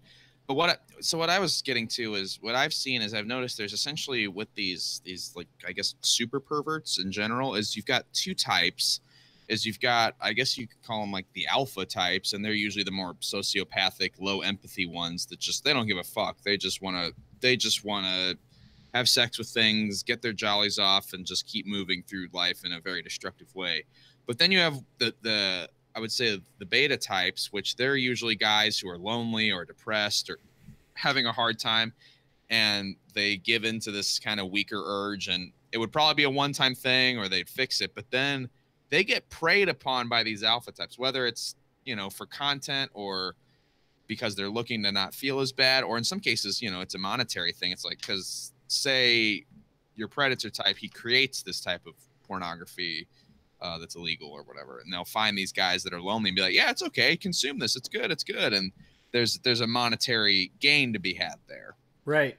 And I think that's another issue with the whole furry, the whole zeitgeist, the genre itself, is right now is the more deviant pornography is profitable. I mentioned that comic Man's Best Friend with Benefits earlier, and that comic did very well on Fur Affinity in terms of metrics. It's made the authors lots of money, and if something's profitable, people will do it, and it's up to the community to determine what is and isn't profitable. And if, well, I've said this before, you get what you vote for, and you're always voting. Right. Absolutely. I mean, that's what dollars are. Dollars are speech. It's what dollars are. It's what metrics are. It's what your time is. It's all voting.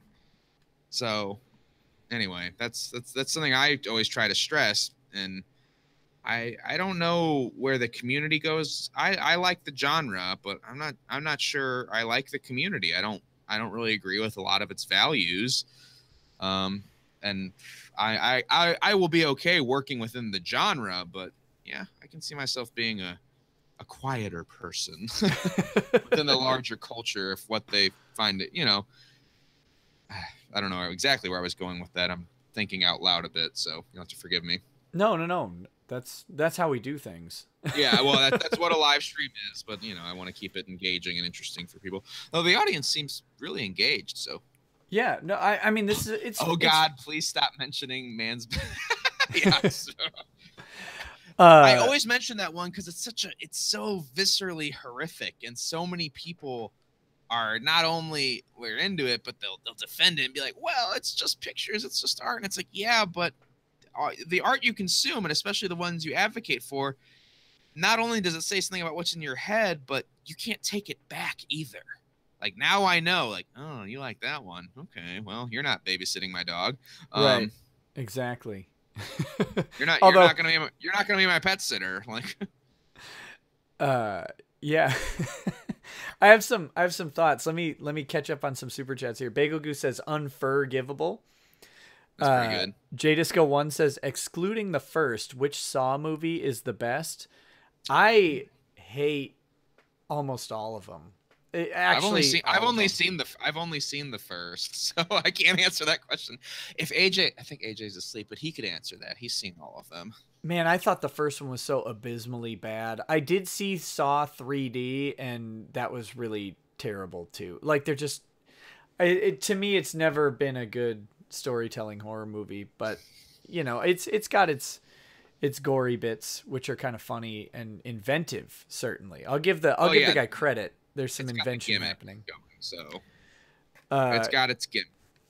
Gojirify says fornication. I think we were talking about fur sexuality at that point.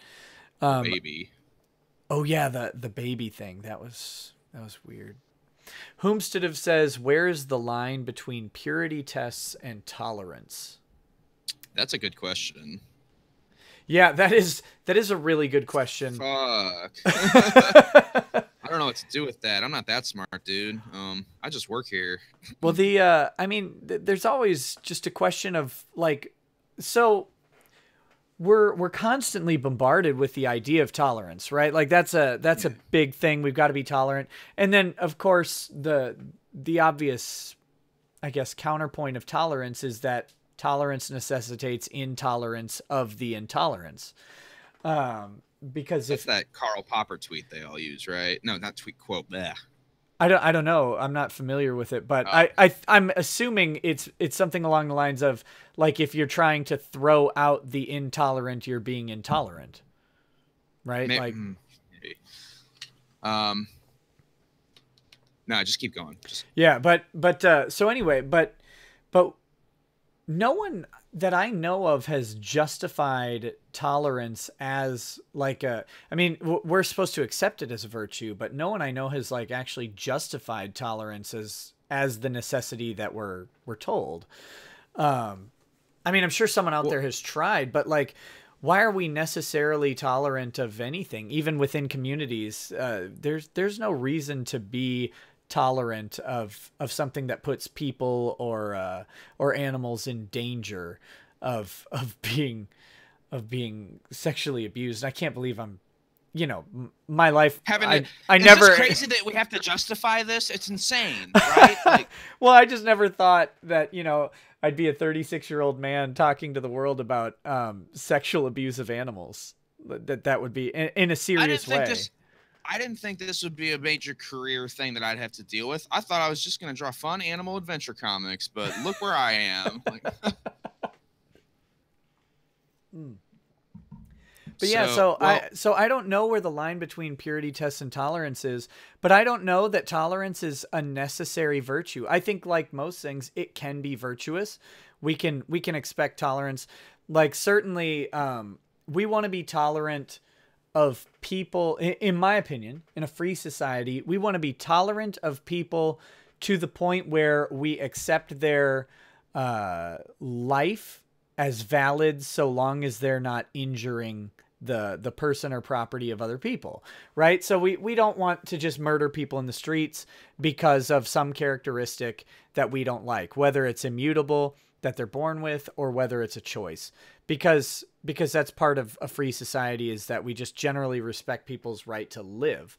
But beyond that, like when we're talking about tolerance within specific insular communities, I don't know that there's any reason to have that. Like you define your community. Furry is that, yeah, we've been so accepting, we've been open-minded to the point of stupidity. Like it's ridiculous. for some reason they got it in their heads that all ideas were equal and valid, and we had to give them all a chance. And I think that's preposterous. So yeah, and real quick, Making Things says thanks for the nightmares. Good night, buddy. And guys, if you don't know, Making Things makes things. He makes things like pens and other items, like physical things, and you could check him out, I believe, on Patreon if you search for Making Things, and you should do that because he makes some pretty interesting stuff. Clay's roommate says, Boneitis, how large of art words do you do? Is it limited to, or I think he means artworks. Yeah. Is it so limited? Right now I'm working on an 11x17 piece, which is American comic book standard. But I also, a lot of times I'll do 8.5x11s just because my laser jet, that's what it does. But I'm starting to do life-size pieces, and I just bought the paper for that. So those will be about 8 feet tall.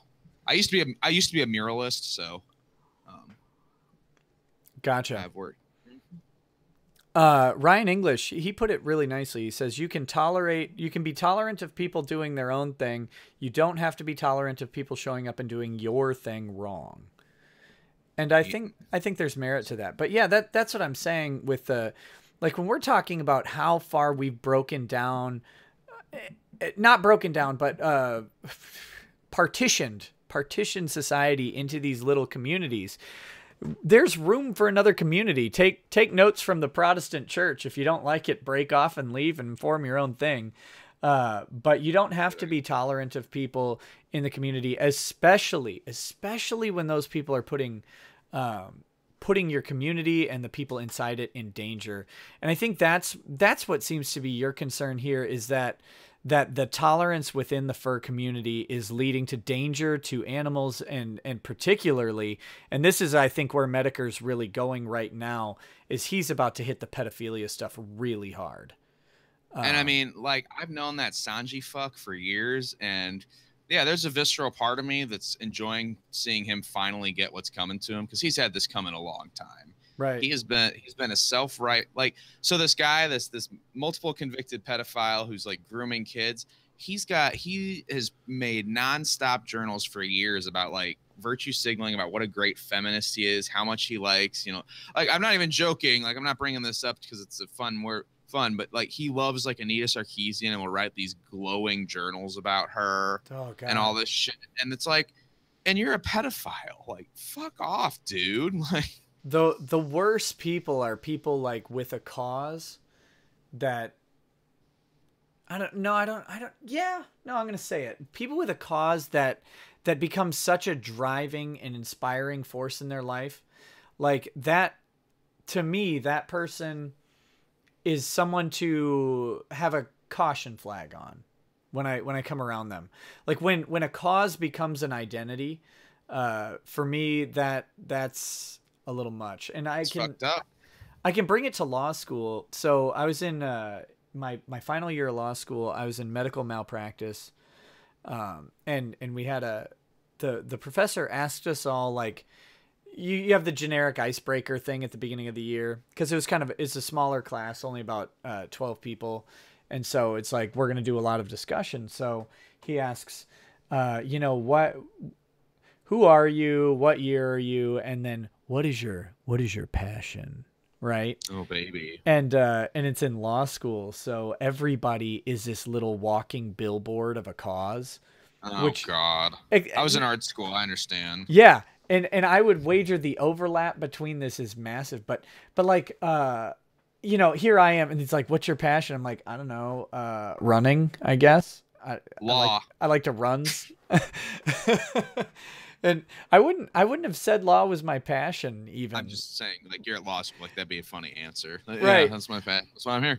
But like, one of the girls' answers in my class was global literacy. And I'm like, really? Like, that's what drives you on the average day, is global literacy? I mean, it's kind of a weird one. Yeah, and you'd find these people who, and some of these people are great. I'm friends with some of them still, but like, you'd meet people whose passion was like gender identity and gender rights. And I'm like, when you wake up in the morning that's the first thing on your mind, I have a hard time identifying with that. Like with Sounds me, miserable. yeah, with me, I'm trying to figure out like what I'm going to eat and how I'm going to get my kids alive through the next day. And this person is worrying about like spreading gender issues to the world. This other person's worried about spreading literacy across the globe.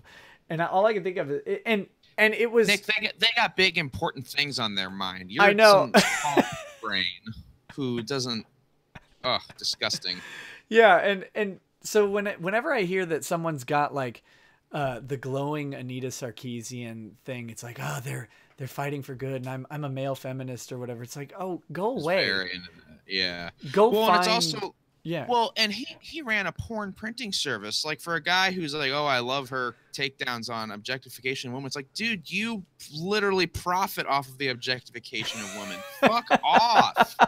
And he would like lecture me about this shit, and I was just like, So it wasn't just that he was publishing these gross ass dog fucking comics. It was also that he would also have the gall to lecture me about objectification and sexism. I was like, you're the worst. And then to top it all off, ends up being a pedophile, a real legit acted on it pedophile. Like, huzzah. Yeah, and JJ Death, I see you've been having issues with the super chat system. What's your question, buddy? I appreciate that you want to give me money, but if you have a question, tag me in it, and I'll be happy to answer it, because I've been watching your plight as it develops. Yeah, and I try to look up at the chat too when I can. So. Mm-hmm. But yeah, this weird thing where people like it's so wrapped up in something, and I don't know how they have time for it. I've never been a protester or anything like that, because I've never had time. Even when I was not doing anything with my life, I never had time for it. I was always busy with something real, like either a friend, a family member, even just or a professional thing, a job thing. Right, a job thing, or just making myself better in some way. Even if making myself better was just finding a way to entertain myself and learn something and become happier. Not like some noble aspiration, guys, but like playing a video game can do that, for example, or reading a book or riding a bike, or but it's like it does. I just can't figure out where these people find the time and energy to be mad on behalf of others. It's so wild to me. But then I'm sure you've noticed this. Like these people who are hyper passionate about something, oftentimes they are some of the worst perpetrators of what they're mad about, right? Yeah. Well, I mentioned the feminists earlier. Like they were always mad about sexual assault, but then when one of their friends did it, suddenly not a thing to talk about. And it's with the Sanji guy. Oh, I don't like sex crimes. Totally committing them. It's so in some cases it's projection, or it's some but and guys in the chat, I don't have an easy way like prepared to bring the Sanji chats in without like compromising private messages that I'm not interested in doing that. Just know that Sanji is talking with another person. Goes by Snake Thing. Snake Thing, Nelazar, Levi Simmons. And Snake Thing is basically advertising a young boy, by the 14-year-old boy that he is grooming, and trying to entice Sanji to participate, and eventually, because I think Snake Thing is not interested in the boy, because Snake Thing is otherwise taken, but interested in passing off the kid to Sanji. Am I reading that right? That seems like what they're trying to do. Yeah, I think he is interested in the boy, because he says some stuff about. Well, he really mentions being attractive, but I feel like he's like otherwise engaged in a relationship, whereas Sanji is not. But I mean, I could be misreading that, because it's so horrifyingly degenerate that it's fucked, man. Yeah, there is some irony in there, in that Snake Thing is tempting, right? Like we're back to Genesis territory. Yeah. Oh, I wanted to make the joke too. Don't worry. But yeah, I can't stress enough when we're talking about these people, this is not like a random doxing witch hunt about some weird chats. This is horrifying stuff. And if you presented this to the police, and my understanding is this has been presented to the police, correct? Oh, I can tell you that story. So remember, Yeah, do it. So I messaged you like trying to figure out, like, I was like, Nick, what do I do? I've never had to deal with knowing a pedophile before. And like seeing that over the internet, like, because I didn't want to just call the police and be like, hey, yo, police, I saw scary pictures on the internet. Save me. Like, you know, what the fuck is that? So you kind of walked me through it. Boy, it sure turns out they don't have fucking protocol for this shit at all, at least not in Texas. I ended up being put through to 7 different departments in Texas. At one point, they had me call the Ann Arbor police because they're like, well, they have to file a report up there. And I'm like, but it's the guy down there. He's like, well, they'll file it and send it down here. So I call Ann Arbor. And they're like, no, that's not how this works. Hold on 1 second. 1 second. I want you to continue, but I want to point out something, guys. Sure, what's up? Because a lot of my audience comes from a similar background to me, and we have been told through our entire lives to have nothing but respect and reverence for the beautiful and dangerous job that police do. And just note, you can present them chat logs that and clear identifying information about someone who is talking about trying to have sex with a 14-year-old as a multiple sexual offender in his life, and they don't know what to do with it. They didn't know what to do. They didn't know. Like I said, they kept switching departments. Like, oh no, it was like they were trying to get rid of me. Like, honestly, that's what I thought it was. Like, Tell him they just didn't want to deal with it. Next time, be like, I know where there's a black guy smoking so much weed right now. Yeah. No kidding. It was awful. Eventually they put me on the phone with ICE. That was where. So I end up on the phone with ICE, and they're like, well, and like that thing keeps trying to put me like, oh, fill out this form. I'm like, I already put this stuff through to the FBI. Like, I want to actually talk to someone and make sure something's getting done. I'm on hold with ICE for half an hour, get disconnected. It's like, so I say, fuck this, I'll try again. The next day I get bit up by a dog. So I do not, so that day I did not call. And then you get a pass for that. You get a pass for that. Yeah. By that time I'm reading and they're like, oh, authorities have been contacted. He's gone lockdown everywhere. Like Inked Fur, his company, they're just fucked. They're getting disinvited from conventions. He's silent everywhere. I'm like, you fucking piece of shit, rotten hell.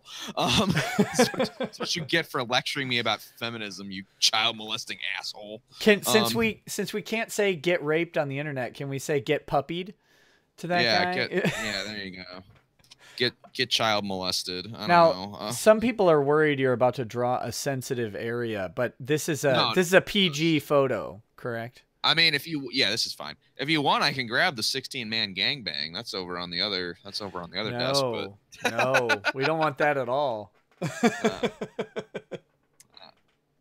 there. Just saying, the option's there if you guys want that. That'll be on my stream on Saturday night. So, well, actually, no, I'm drawing. No, what is it? Yeah, on Saturday I gotta draw like 2 dudes kissing, so you guys don't want that either. Some good old like Yari, right? Is it Yari? I get a lot of gay stuff.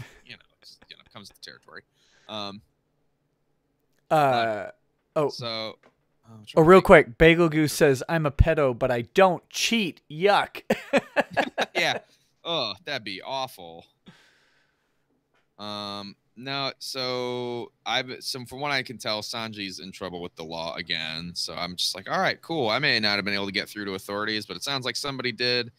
And it sounds like he's experiencing the long dick of the law for the 4th time in his life, I believe. So at some point, maybe they'll figure it out. But it's always this way. The law works in a weird way. The law and the Lord, man, they work in mysterious ways. I know a guy. Well, I told you he got expunged. Like, and I don't know how that happened. There's got to be something weird there. That was in Utah that he got expunged. Now he lives in Texas. So maybe he joined the Mormon Church and they just. I'm joking. Just it's not a Mormon joke so much as a Mormons run Utah joke. No, I got it. It's not fucking. I don't care. No, what was I gonna? Oh yeah, so I mean I know a guy who keeps getting arrested. He's been driving without a license for like 8 months, and he's gotten 7 tickets for it. Doesn't show up to court for the tickets ever, and they don't just throw him in jail. Like, they're just like, well, whatever. I mean, we're talking he's missed 7 different court dates on different cases. And they finally catch him driving without a license again, arrest him. He spends like an hour in jail, and then they let him go. And they're like, "Oh, make sure you come back to court." It's like, no, why would he? You guys don't ever punish him. But it's weird because you'll have that, and then you'll have someone who commits a crime one time, and they're done, and they're done. Fucked. And by the way, the guy doesn't just have 7 driving without a license. He also has felony charges right now, and a history of other crimes. Like he lost the license too. Like, so it's not like he forgot to renew it or something. But it's like you can't pay the court system to get this guy to be locked up until his trial. But then other people, you know, they'll do one thing and they're gone. And good luck getting them out. Good luck even talking to them while they're in jail and stuff like that. It's weird. It's this weird system in practice. Meanwhile, we can't even figure out what department to put the pedophile through to. Right. Yeah, we have actionable information on a convicted sex offender who looks to be offending again.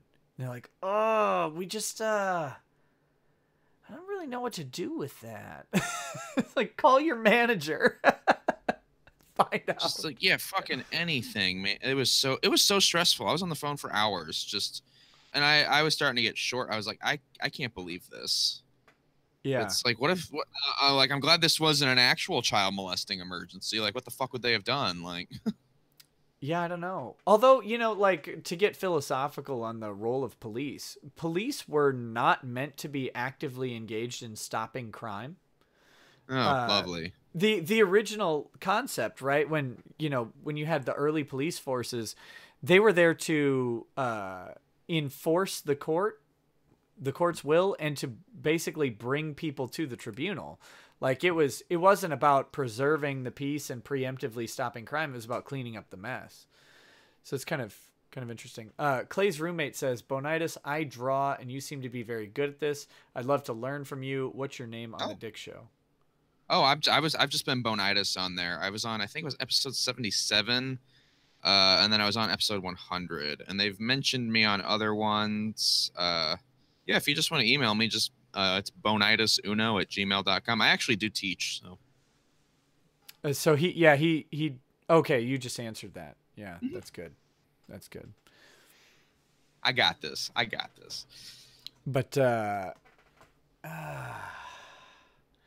to think where else we need to go with this, because so, you know, I jokingly had a solution about getting everybody on BetterHelp or GetHelp or whatever that stupid app is. Well, and I think some of these people genuinely do need help, and the way they're seeking it is these chat rooms that just encourage their bad behavior. And I think a lot of these people, like, they need to be told, like, no, this is making your life worse, and this is a bad path to be going down, and you need real help.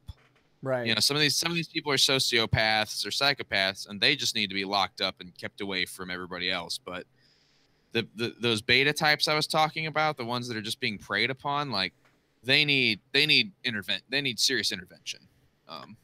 Yeah, they don't need backpats telling them, no, it's okay, you just be you, man. Right. And guys, if you are, you know, if you have information about people who are putting themselves, putting other people, especially kids, guys, it's kids. And this is, to me, whatever else anybody out there thinks about furries or these communities and fandoms, furry, like, the picture you're drawing is amazing, super cool. Oh, thank you. It's compelling, and it you know, there's an appeal to this community that goes way younger than adulthood, right? Sure. Well, yeah, like I mean, it's just anthropomorphic animals. There's a reason Zootopia was in theaters, or people like Looney Tunes. Right. And long standing tradition of this type of thing being appealing to kids. And then that's the scary danger of these types of guys, right? The pedophile preying guys is that and you see it in the Sanji and snake thing messages is you've got a medium which allows predators to have easy access to prey. And the terrifying thing about that, chat, is that these are two guys utilizing their age and their experience on this this quote unquote young pup who's trying to get into the community and get into, I think they actually call him that, which is just horrifying. Yeah, they use that awful lingo, and it's just God. Yeah. They're this is a kid who's trying to get acceptance within this community for whatever reason. And I mean, maybe he needs friends, who knows, but they're exploiting this kid's vulnerabilities. That's the type of stuff that we're talking about on the To Catch a Predator shows, where these kids are extremely vulnerable, and you've got people who should know better and who should be at least charged with the decency of not causing them harm, even if they're not actively protecting them, not causing them harm. And they're not doing it. They're exploiting that. And that's the real scary stuff about this community. I mean, personally, I'm repulsed and appalled by some of the sicker acts against animals, and we certainly don't want animals being raped by people, but I'm more concerned with the danger to the children. kid stuff. Yeah. Sentience takes precedence. Right. Turns out that's how it works. Exactly. And so if you know people who are in these situations, if you've got family, friends, loved ones who are into these communities, especially if they're kids, man, you watch over them, help them. There's more kids at the furry thing than ever. Like I said, I've done this 10 years, and Anthrocon, I see so many families there now, and I thought it was a good thing, but after seeing this, I'm genuinely worried. I'm like, oh shit. Like, so someone asked a long time ago, what do you think? Is there going to be a big push to get fur added to the LGBTQ? Is it going to be LGBTQF? Oh God, what was it at Pride San Francisco? The furry float won most fabulous float. So I don't know. Yeah, I mean, that sounded so sad. Well, I don't know. I don't know, because like there's legitimate pleas for acceptance in society at the basic level, and I'm for that. I'm absolutely for the dignity of someone's personhood being held up, and them not being I don't know that government is the right place for any of this, but I don't ever think anyone should be refused business. Like personally, I would never turn down anyone based on some sort of characteristic. If I'm going to represent someone in a case, I don't care if they're gay. I don't care if they're, man, and literally, guys, it might come to the point where if I'm taking criminal cases at the time, I might end up representing someone who is a minor attracted person. And if they genuinely didn't hurt a kid, I'm interested in giving them the best defense possible. But I'm never one to discriminate. I'm always willing to give someone the benefit of the decency of personhood. But at the same time, the Pride Parade has this dangerous potential where we go down the road of a default tolerance, a default acceptance, and then a default glorification of aberrant behavior as a response to society trying to tamp it down. But an immediate countercultural response doesn't give something merit. And so when I'm saying that's a good way of putting it.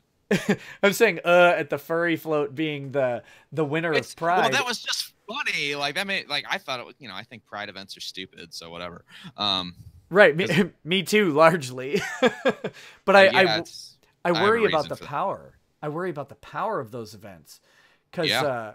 it's really easy to say, you know, gays were treated really poorly for a long time in our country, and now they're out, and we're giving them dignity and respect through the power of partially through these pride events and stuff, and letting society know that they're there, and that they're not going to apologize for lifestyle, and that's fine. But it's a real intoxicant to then say that whatever group is next should be afforded that same dignity. And it's like, well, maybe we need to evaluate this behavior and determine if they should.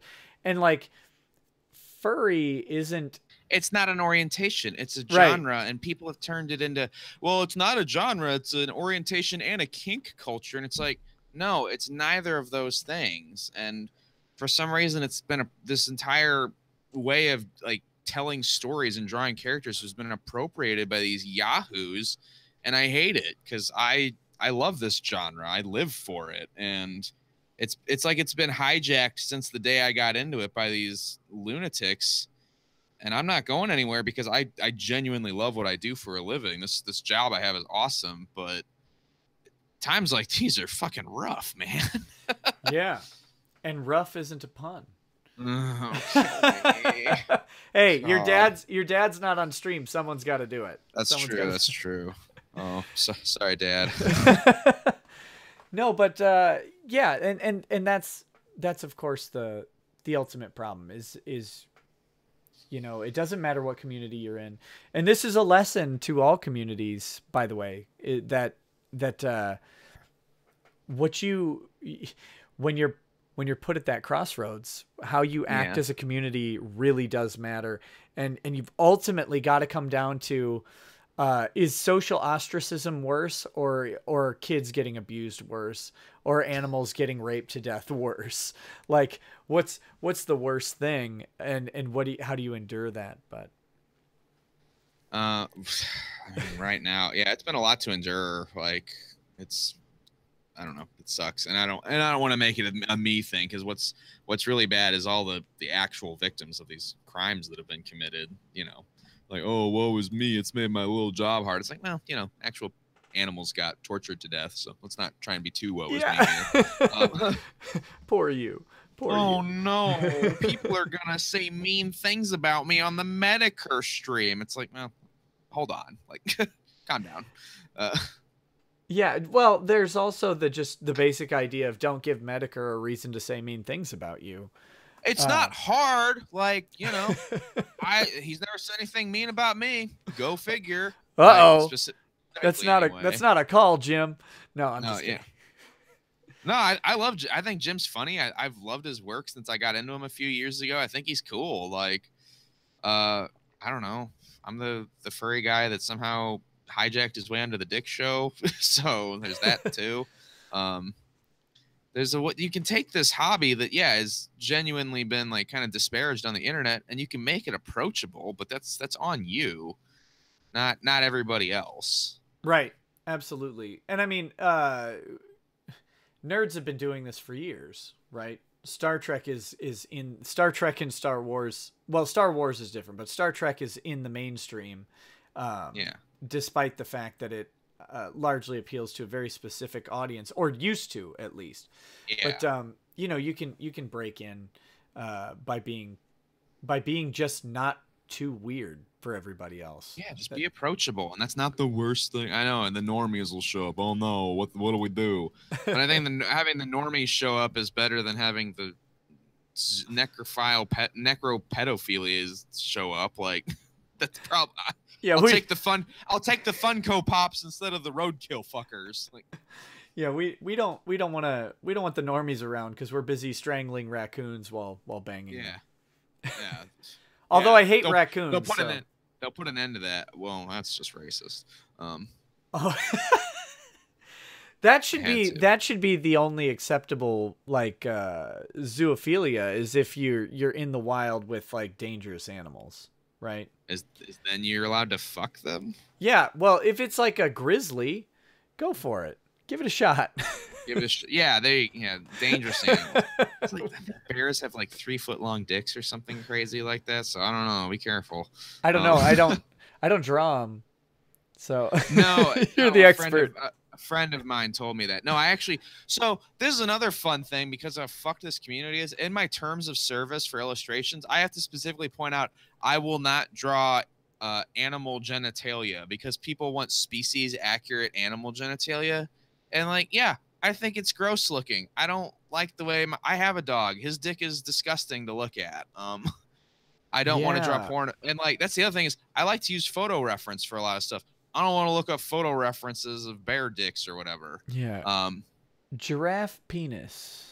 Yeah. Like, I mean, your Google search results must be the only, and once again, I said this earlier, is like, I just think animal penises are funny. Like, I don't find anything sexual about them. Like, they make me chuckle because it's like, they've got those too and they're weird looking.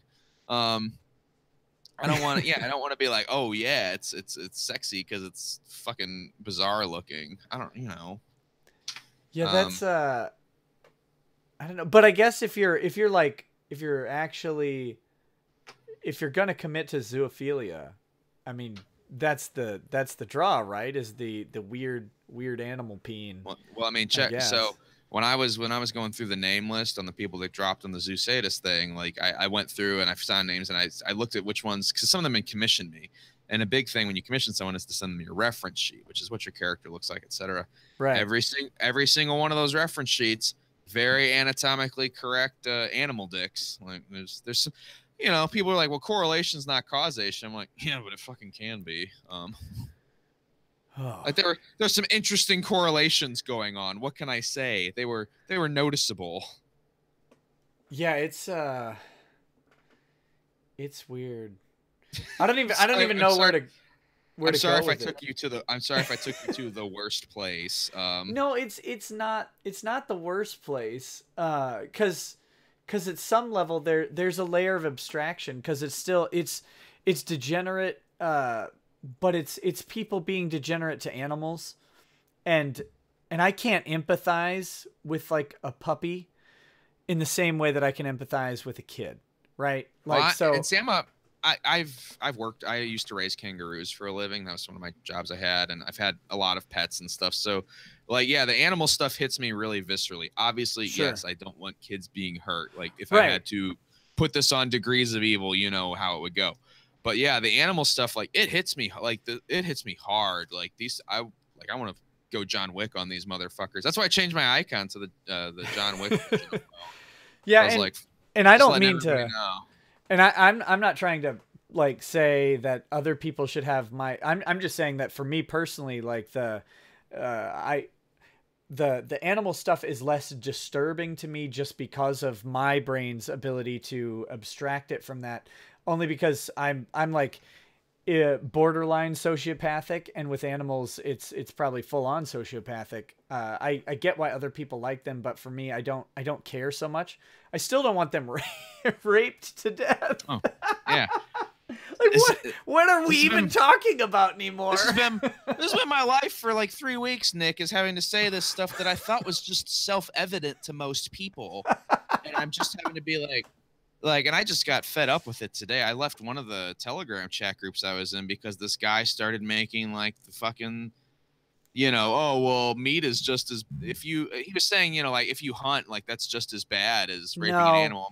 I'm like, fuck you. My hobby is not the same as being an animal rapist. And he was like, they act all cutesy about it and shit. I was like, I'm going to lose my fucking mind. Like I'm on a fucking bizarro world. I don't get it. Yeah, what happened? If you think raping animals is the same as killing them for meat, you need to get raped and then killed for meat and see which one you prefer.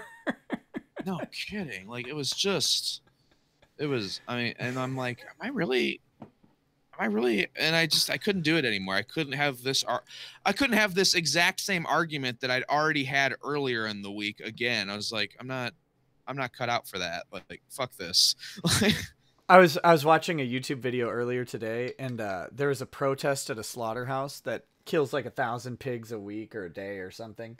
And so there's a bunch of hippies out there like trying to block the trucks as they're turning in. And this guy, he sets up shop across the street giving out free hot dogs that he's grilling up. Oh God, it was funny. Man, that's awesome. It's like walking up to the truckers who are stranded because they won't run over people and just handing them hot dogs. Oh, it's Like he said, they won't run over people. Like, well, they wanted to, but you know. Oh, Like, you know they do. Dear Lord. oh, of course. I mean, we all have those thoughts. We're like, oh my God, I just want to. I had those thoughts today, arguing with the goddamn zoophile. I'm like, I'm gonna run over you with my fucking truck.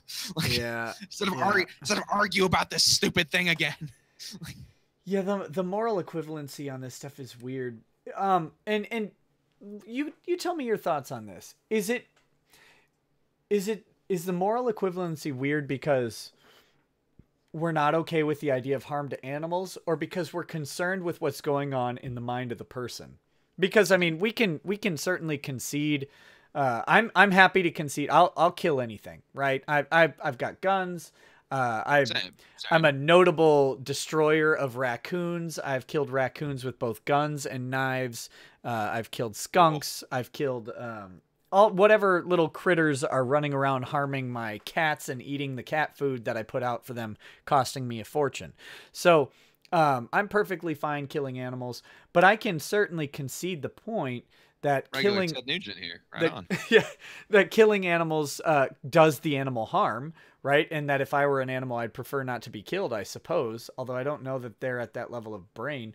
But either way, like, and so I can see a chain of argument where you say, well, like, what's the difference between raping an animal to death and shooting them? I think there's obviously a difference. But what I'm more curious about is are we concerned because of what's going on inside the person committing the act's head? Because that's where I think we go. I think that's what causes a visceral reaction is we can identify with the hunter. We can identify. I think there's a few layers of things that's going on. Is one, it's causing the animal harm for not the reason that we all have agreed upon is okay, and that's for sustenance, for food, and for deterrence and defense. Is to cause an animal harm for sexual pleasure. We're like, wait, no, we've all agreed that's not okay, right? Because any number of reasons. I think a lot of people, in my opinion, I'm like, that's not what animals are for. Yeah, they have specific purposes, and that's misuse of what they're for. They're for hunting. They're for being part of the environment, etc. The other one is, yeah, it is something that's wrong with you see someone doing that, you're like, oh, something is wrong with their mind that doesn't allow them to create proper sexual, intimate relationships with humans. So they're doing it not only with an animal, but which is weird, but they're also reinforcing that behavior and making their own lives and minds more worse. So yeah, they're reinforcing aberrant behavior that has no upside. Right. There's no value. There's no like when I'm out, if I have to kill an animal on my property, it's because I'm solving a problem with the animal on my property. Otherwise, I don't care. There are tons of raccoons and skunks and deer and turkeys that run across my yard that I don't kill. Yeah, if you killed every single one, I'd think you were insane. Right. Now I've tried to catch a turkey, which is difficult. Wild turkeys are fast. Well, yeah, I can imagine that would be difficult. Yeah, but yeah, it's the whole idea. Your property. Yeah, it is my property. I own it. And it's also even just a reinforcement of cultural values. And it's like, well, do we want to live in a world where, okay, well, I guess people just have sex with deer now? It's like, no, I think most of us don't want to live there. Like, if that turns out to be the world we're living in, I'll just kill myself. And hopefully reincarnation's real and I can reincarnate in a world where that's not how it works. I'll just hit the reset button and do the best I can. Yeah, sorry, I'm marveling. Okay. I'm marveling at someone in chat who's interesting. What are they saying? Apparently they're confused on the idea of ownership of land. Oh, okay. I'm not sure if they're making like a libertarian point about government not allowing us to actually own anything because of all the restrictions or what. I'm kind of curious, but it's not important. Fun. But what if the deer consents? Well, yeah, it'll flash those big old doe eyes, and you'll be like, oh, yeah, I know what she's all about. If it's got the velvet on the horns still, then it's all good, I think. Oh God. I want to die. Yeah. So how deep is this? How deep is this going to go? Is the internet going to forget about this tomorrow, or is it? I mean, it's Gonna... our. I don't think so. I think well, and because of the nature of the story, I'm surprised it hasn't made it into larger news because it's got that shock value. That's for fucking sure. Um, you know, I was talking with my parents the other day, and I told them what was happening because I didn't want them to see this on the news and then call me and be like, "Hey, kid, have you heard about the?" And I'll be like, "Oh man." I was like, "Hey, by the way, if you hear about this, like, yeah, I know it's horrible. I've called the cops and talked to a lawyer, literally, like Yeah. right now. I forwarded all this information to the FBI. Yes, the stuff is very bad. I hate it. I'm having a very bad work week." Right. Yeah, I don't know. I think well, the funny thing is, I think that dumb furry who tried to provoke Jim Oh, probably Ashley, God, what a fucking cunt. she might have done us all a favor because it's possible that the internet would have forgotten about this, but when you piss off certain people on the internet, they're going to stick with it for a while. Mhm. And I think, you know, especially when you've got someone like Jim, he does his stupid stream at 3:30 in the morning, and within a half hour he's got 15,000 people watching. Yeah, And he's incredibly engaging. He's intelligent. He's fucking fast on his feet. Like he is very good at what he does.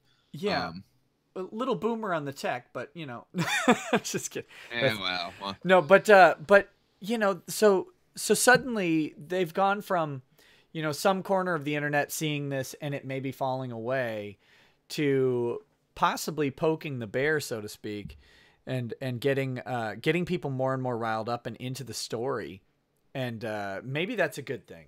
Maybe I that's think a it good is. thing. I want people riled up. I want people angry. I want this shit. I want this shit out of the genre that I love because yeah, I've been talking. You know, people would whisper about this shit at cons and talk about like, oh, this guy's really into this, but like, you'd never had anything definite that you could do anything about it. It'd be like people would joke about it and you'd hear whispers, but there wasn't like, oh, I saw this or this is right here in front of me.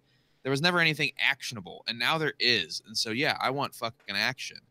Before Right. all this happened, me and a friend, I said I would tell this story. And this is a crazy thing that's happened. Yeah, do remember that. how I mentioned Bad Dragon earlier, the people that make the crazy dildos? Yes. So there were rumors going around that they operated like a sexy petting zoo. Um, it's petting zoo where you can go to fuck the animals. And Oh my God. yeah, there were rumors about this, but they were hard to confirm because everybody was very secretive about that because, you know, of course they were. Now, what kind of animals Me, are we talking? Are we like, is it like the traditional petting zoo, like sheep and goats and stuff, or are we? horses and yeah, things like that. That Oh. kind of stuff. Yeah, like apparently it was like a regular petting zoo by day, and then they would have like parties at night. Why are all these horses sniffing the kids' crotch? It's weird. Yeah, what's the horses? They've got these massive erections all the time. No, so there were rumors about this, and me and a friend had tracked down a guy who was in on it, and like apparently had been to these parties and was probably had acted and done, you know, had committed some bestiality, but like he wanted to get out of it. He wanted to make things better, and we were gonna talk to him. He was in Colorado, is what he told us, and we were gonna try and talk to him at a convention, RMFC, which is now canceled for completely different reasons. But before we were able to talk to this guy and get names and locations and everything, he ended up going to jail because he got pulled over by cops and like apparently shot at them. That's a good move. Yeah, like our lead on the zoophile story, the potential petting zoo story, little obviously unstable sexually, but mentally not all there. So we have no idea how true any of this was, and we don't know when we'll know because he's in jail. Sure. So Sure. and then so that was like my big thing was I've always been tracking that story and trying to see if I could ever get anything on it. You know, it's kind of a spare time thing. I've got to, you know, do my job and make ends meet. And then now this fell into my lap and it's horrible, but I want something done because it is horrible and it needs to be acted upon. And I've been doing my damnedest to get the word out there, to report things, to corroborate things. Me and a couple friends have doxed tons of these fucks. Like, oh my God. One of my buddies in particular, he's a goddamn wizard at this shit. I've been working with other groups of furries and we're like, there's a lot of people trying to figure out who everybody in these chats are that we can, and we're just, we're trying to oust them. We want them out. Like there are people like me within this community. They're not loud because, we've talked about all the cover-ups and stuff. Is a lot of these people, they're so kink friendly and open-minded that they don't want to oust their friends. But I don't know. Maybe it's time maybe the old guard's got to go because they've allowed this for too long. So, hot take time. Percentage of furries who are actually attractive underneath the suit. Oh God, very low. Not good, man. Actually, we've seen each other before, Nick. At Chicago Road Rage, we were both there. Really? Yeah, I was, Boneitis. I was the guy who brought all the furries. I brought 9 furries to the Chicago Road Rage. Yeah. I was the guy in the audience with the big fabric sign. I was wearing the pink tie and black dress shirt. So. Okay, were you down? Like, were you front and center? I was front and center. You were to my right. So. Yeah, I was kind of up in the back. I wasn't. I had just started doing the videos and stuff. Yeah, I remember it was right when you took off, and I mean, people were just losing their mind that you were there. It was so cool. It was weird because I think I bought tickets before the first video even, like before the lawsuit even happened. It was like I was just going to meet up with some friends, if I remember right on the timeline. I don't know. And then all that stuff happened. Then I'm like down on stage. It's weird times, weird timeline of everything. But yeah, I don't remember much else about Chicago because there's so much liquor involved, and it was a good time. It was a good time. Yeah. So are you gonna go to the next Road Rage? I don't know where it's even gonna be. He's talking about Nashville and stuff like that. God, I hope he does one up in Ann Arbor. That'd be cool. Or Detroit. That Detroit would be good. That's where I am. So yeah, he talked about Minneapolis, and it's like, please do that one. I could make it to Minneapolis. I went out. I was just in Minneapolis actually for a convention like last month. So next time you're out in Minnesota for whatever reason, you got to let me know. We'll hang out and get a drink or something. I'll probably be doing that convention again. So yeah, I'll tell you what's up. I'll be like, hey Nick, I'm in town. And if you want to see the Weirdo Con, I can show you around. Oh, we'll get a babysitter, and me and Lady Rackets will come out and hang out with the fur crowd and see what that's like. It's and I'll keep you all safe. It's good. Well, I won't dress up like a puppy. We'll be fine.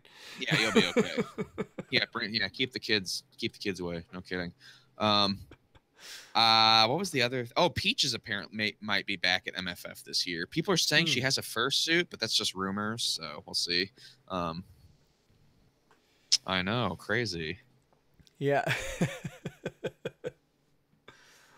Oh my goodness. I don't even know what's going on in the chat anymore. Some guy came in and is like blowing it up with communism. Oh, okay. It always comes back to communism, man. There's like a militant wing of communist furries, and I'm actually good. I'm good friends with the leader. Good. Yeah, she's a friend of mine. She's interesting. Well, it's always good to be good friends with the leader of the communism. Like, that's the safest position to be. See, I know what I'm doing. Do furries have decent bodies at least, or are they? Listen, there's a lot of. Oh, you haven't heard the saying. So there's this little saying about furries, and it's by and large, they are by and large. I noticed that when I saw the Kiro like casting couch video segment. I was like, whoa. Oh God, they are. Oof. Yeah. No wonder they wear those cute outfits. Like, Jesus. So Tranquil Blue says, super chat for drinks. The sketch is looking nice. Oh, thank you. True American Hero says, do you like Jack Daniels? Drunk on Jack Daniels, by the way. I have not really engaged in a Jack Daniels that I like. I'm not saying I like Jack Daniels. They have like a Jack Daniels Black, right? That's I've heard is a little better. Regular Jack, this is not trying to be derogatory towards Jack. I do like cooking with it quite a bit.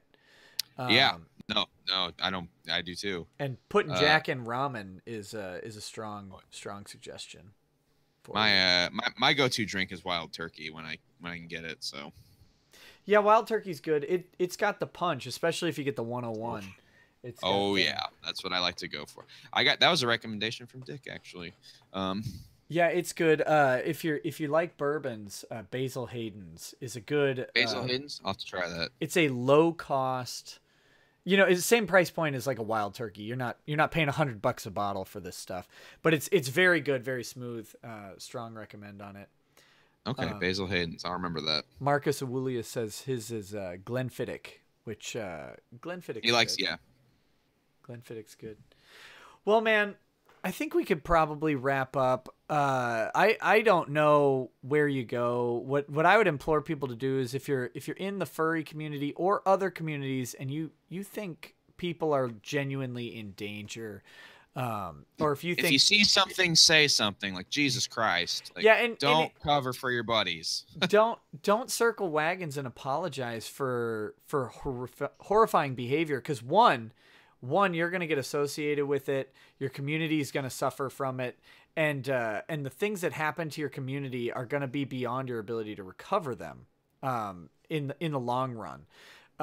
Two, you know, if you don't know what like resources are out there, contact someone like me. I'll help you do it, where you're not compromising yourself and stuff like that. And there are people out there who could connect you with stuff, but you gotta protect kids, guys.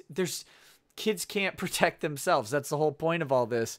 You gotta protect kids, and you gotta protect, like, as weird as it is, you gotta protect animals, because we don't want people banging animals and killing them. That's not the world we want to live in. No, we can live in a better, more noble world than that. and like, think of the that's a pretty low standard. Right, and think of the cultures that have normalized this stuff. Like when we're talking about early Fidel Castro Cuba, where you've got normalized animal sexuality, like that was not a good place to be. Not a good place to be, and there are reasons that the sexuality with animals and with with no sort of moral compass, however you define morality, there was no moral compass at that time, and Castro is largely a reaction to that, and that's a terrifying place to be as a society, because a lot of people got killed. And if you don't think that like an insular community having a bunch of bestiality or whatever involved with it is dangerous, it literally is, and yes, in scary ways that have various side effects for society, because you've always got a reaction to this stuff. And the reactionary right can be very terrifying, and the reactionary left can be very terrifying. So, you know, it's better if we snuff this stuff out. But, man, you are a ridiculous artist. Thank you. Like, I can't even draw a straight line. So, you know, I'm sitting here just watching you draw, and like, dude, it's insane. Even tracing, like, I get that you drew it and are now tracing my own drawing, but it doesn't matter. Like, even if you didn't, I can't even replicate something in that way. So, but I really want to thank you for coming on.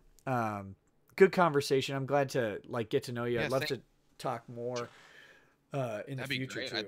I'd love to come on again. It was, you know, obviously thank you for helping me initially with this, and thanks for giving me, you know, a place to talk about this that was critical and interesting, and wasn't like, you know, some crazy shit show. That's nice. Yeah, it's not just a bunch of people like screaming.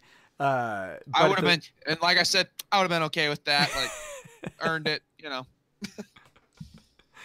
And Clay's roommate is asking for you to be a return guest, and yeah, we'll definitely have you back on the show, especially if you've got a legal thing. But you know, just in general, I like talking to interesting people, and as my show's content expands, and we lay out things, there's going to be part of it that's just talking to interesting people about different subjects. So we're definitely going to have that more. So, anyways, right, guys, well. Yeah. Where can people find your work? I'm gonna if you Google Boneitis, you get a weird mix of my artwork and websites and Futurama references, so you can do that. So twitter.com/Boneitis. That's Boneitis, or Boneitis if you want to be a little more phonetic. Or if you're one of the furry people that ended up in this stream, it's furaffinity.net/user/Boneitis, Boneitis again. Those are probably the best places to find me. And I've got some other accounts that are run by my social media guy, like on DeviantArt and stuff. So yeah, and they're all under that Boneitis name. So what I'll do is I'll put the what's the best link to put in the description, or you can send me the best link and I'll put it in the description. Just do my Twitter. That's probably the best. Okay. Because I always link to any journals or anything else I do offsite on there, and that's where I link my streams, everything. So yeah, absolutely. And then okay, closing thoughts. I know we're wrapping up the stream, but I've been meaning to ask this the whole time, and I finally saw it in the chat. Sure. Are you involved in this Comicsgate stuff at all? Are you up on the lore and like? Oh my god, I love it. It's great because I hate this. I have a degree in comic book art. Comics are very important to me. So seeing these creators break off from this awful industry and make this awesome stuff and make a fuck ton of money doing it, yeah, that's my jam. Isn't it sweet to see just like and plus like Ethan Van Sciver, like I knew him before all this, and I'm like, yeah, that's a cool guy who drew some of my favorite comics, and now he's whooping ass. This is so rad. Yeah, the steamroller of capitalism is the best steamroller in my opinion. Beautiful. So, yeah, so I like the Comicsgate stuff. Yeah, right now in the comics industry, you don't want to be with the big two. You want to be out on your own. That's where the money's at. Yeah, well, I don't even know what Marvel artists make, but it's from what I'm gathering, it's like if you're on a Marvel property, you're making like 20 grand a year. I make more than most Marvel artists. So yeah. Well, I think right now, Walmart janitors are probably literally, like, not as a joke, making more than many, if not all, of the Marvel artists on their Marvel stuff. At least, they're like a school teacher, right? They're having to fill gaps with commissions. They're having to, whereas it's a sham.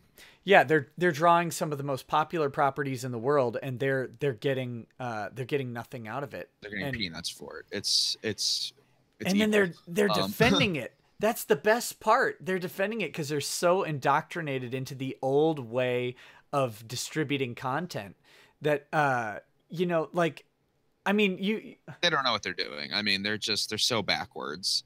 Right. I'm arguing about I'm arguing with comics pros all the time. Like, my life has gotten so weird over the past year.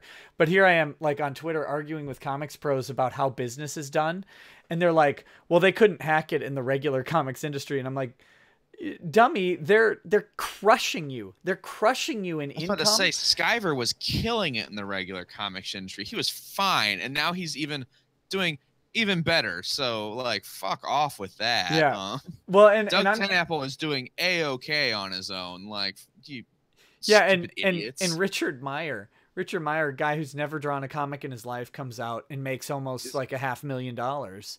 Yeah. And, I've got a friend who graduated in my department and right after she got out of school, 23-year-old woman makes $400,000 on Kickstarter on like her first project. Like, yeah, fuck off, Marvel. Like, right. it's and defending these gate-kept dinosaurs of any medium. The only thing Marvel has is these properties. And I was talking to someone about this. I was on a podcast yesterday talking about comics. It's going to come out, I think, this weekend. It's a couple guys from the Dick Show. I'm really bad at it's Josh Capozola and Justin Main are the guys, and really a fun time.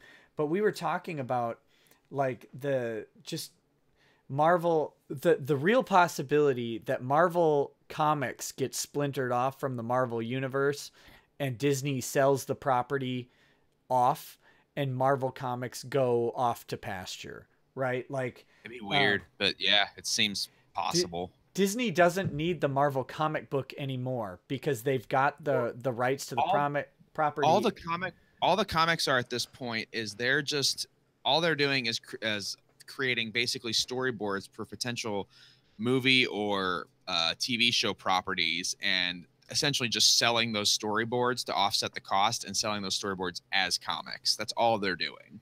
Sure. Sure. Like, And yeah, and they don't need the Marvel comic group to do it, because I don't know if you guys know this, but Disney has its own group of storytellers who do just fine.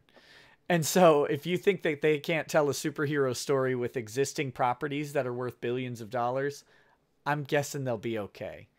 yeah, it's I've got some guy asking me to ask you about doing a stream with EVS and doing a Kumite interview regarding all the stuff going down.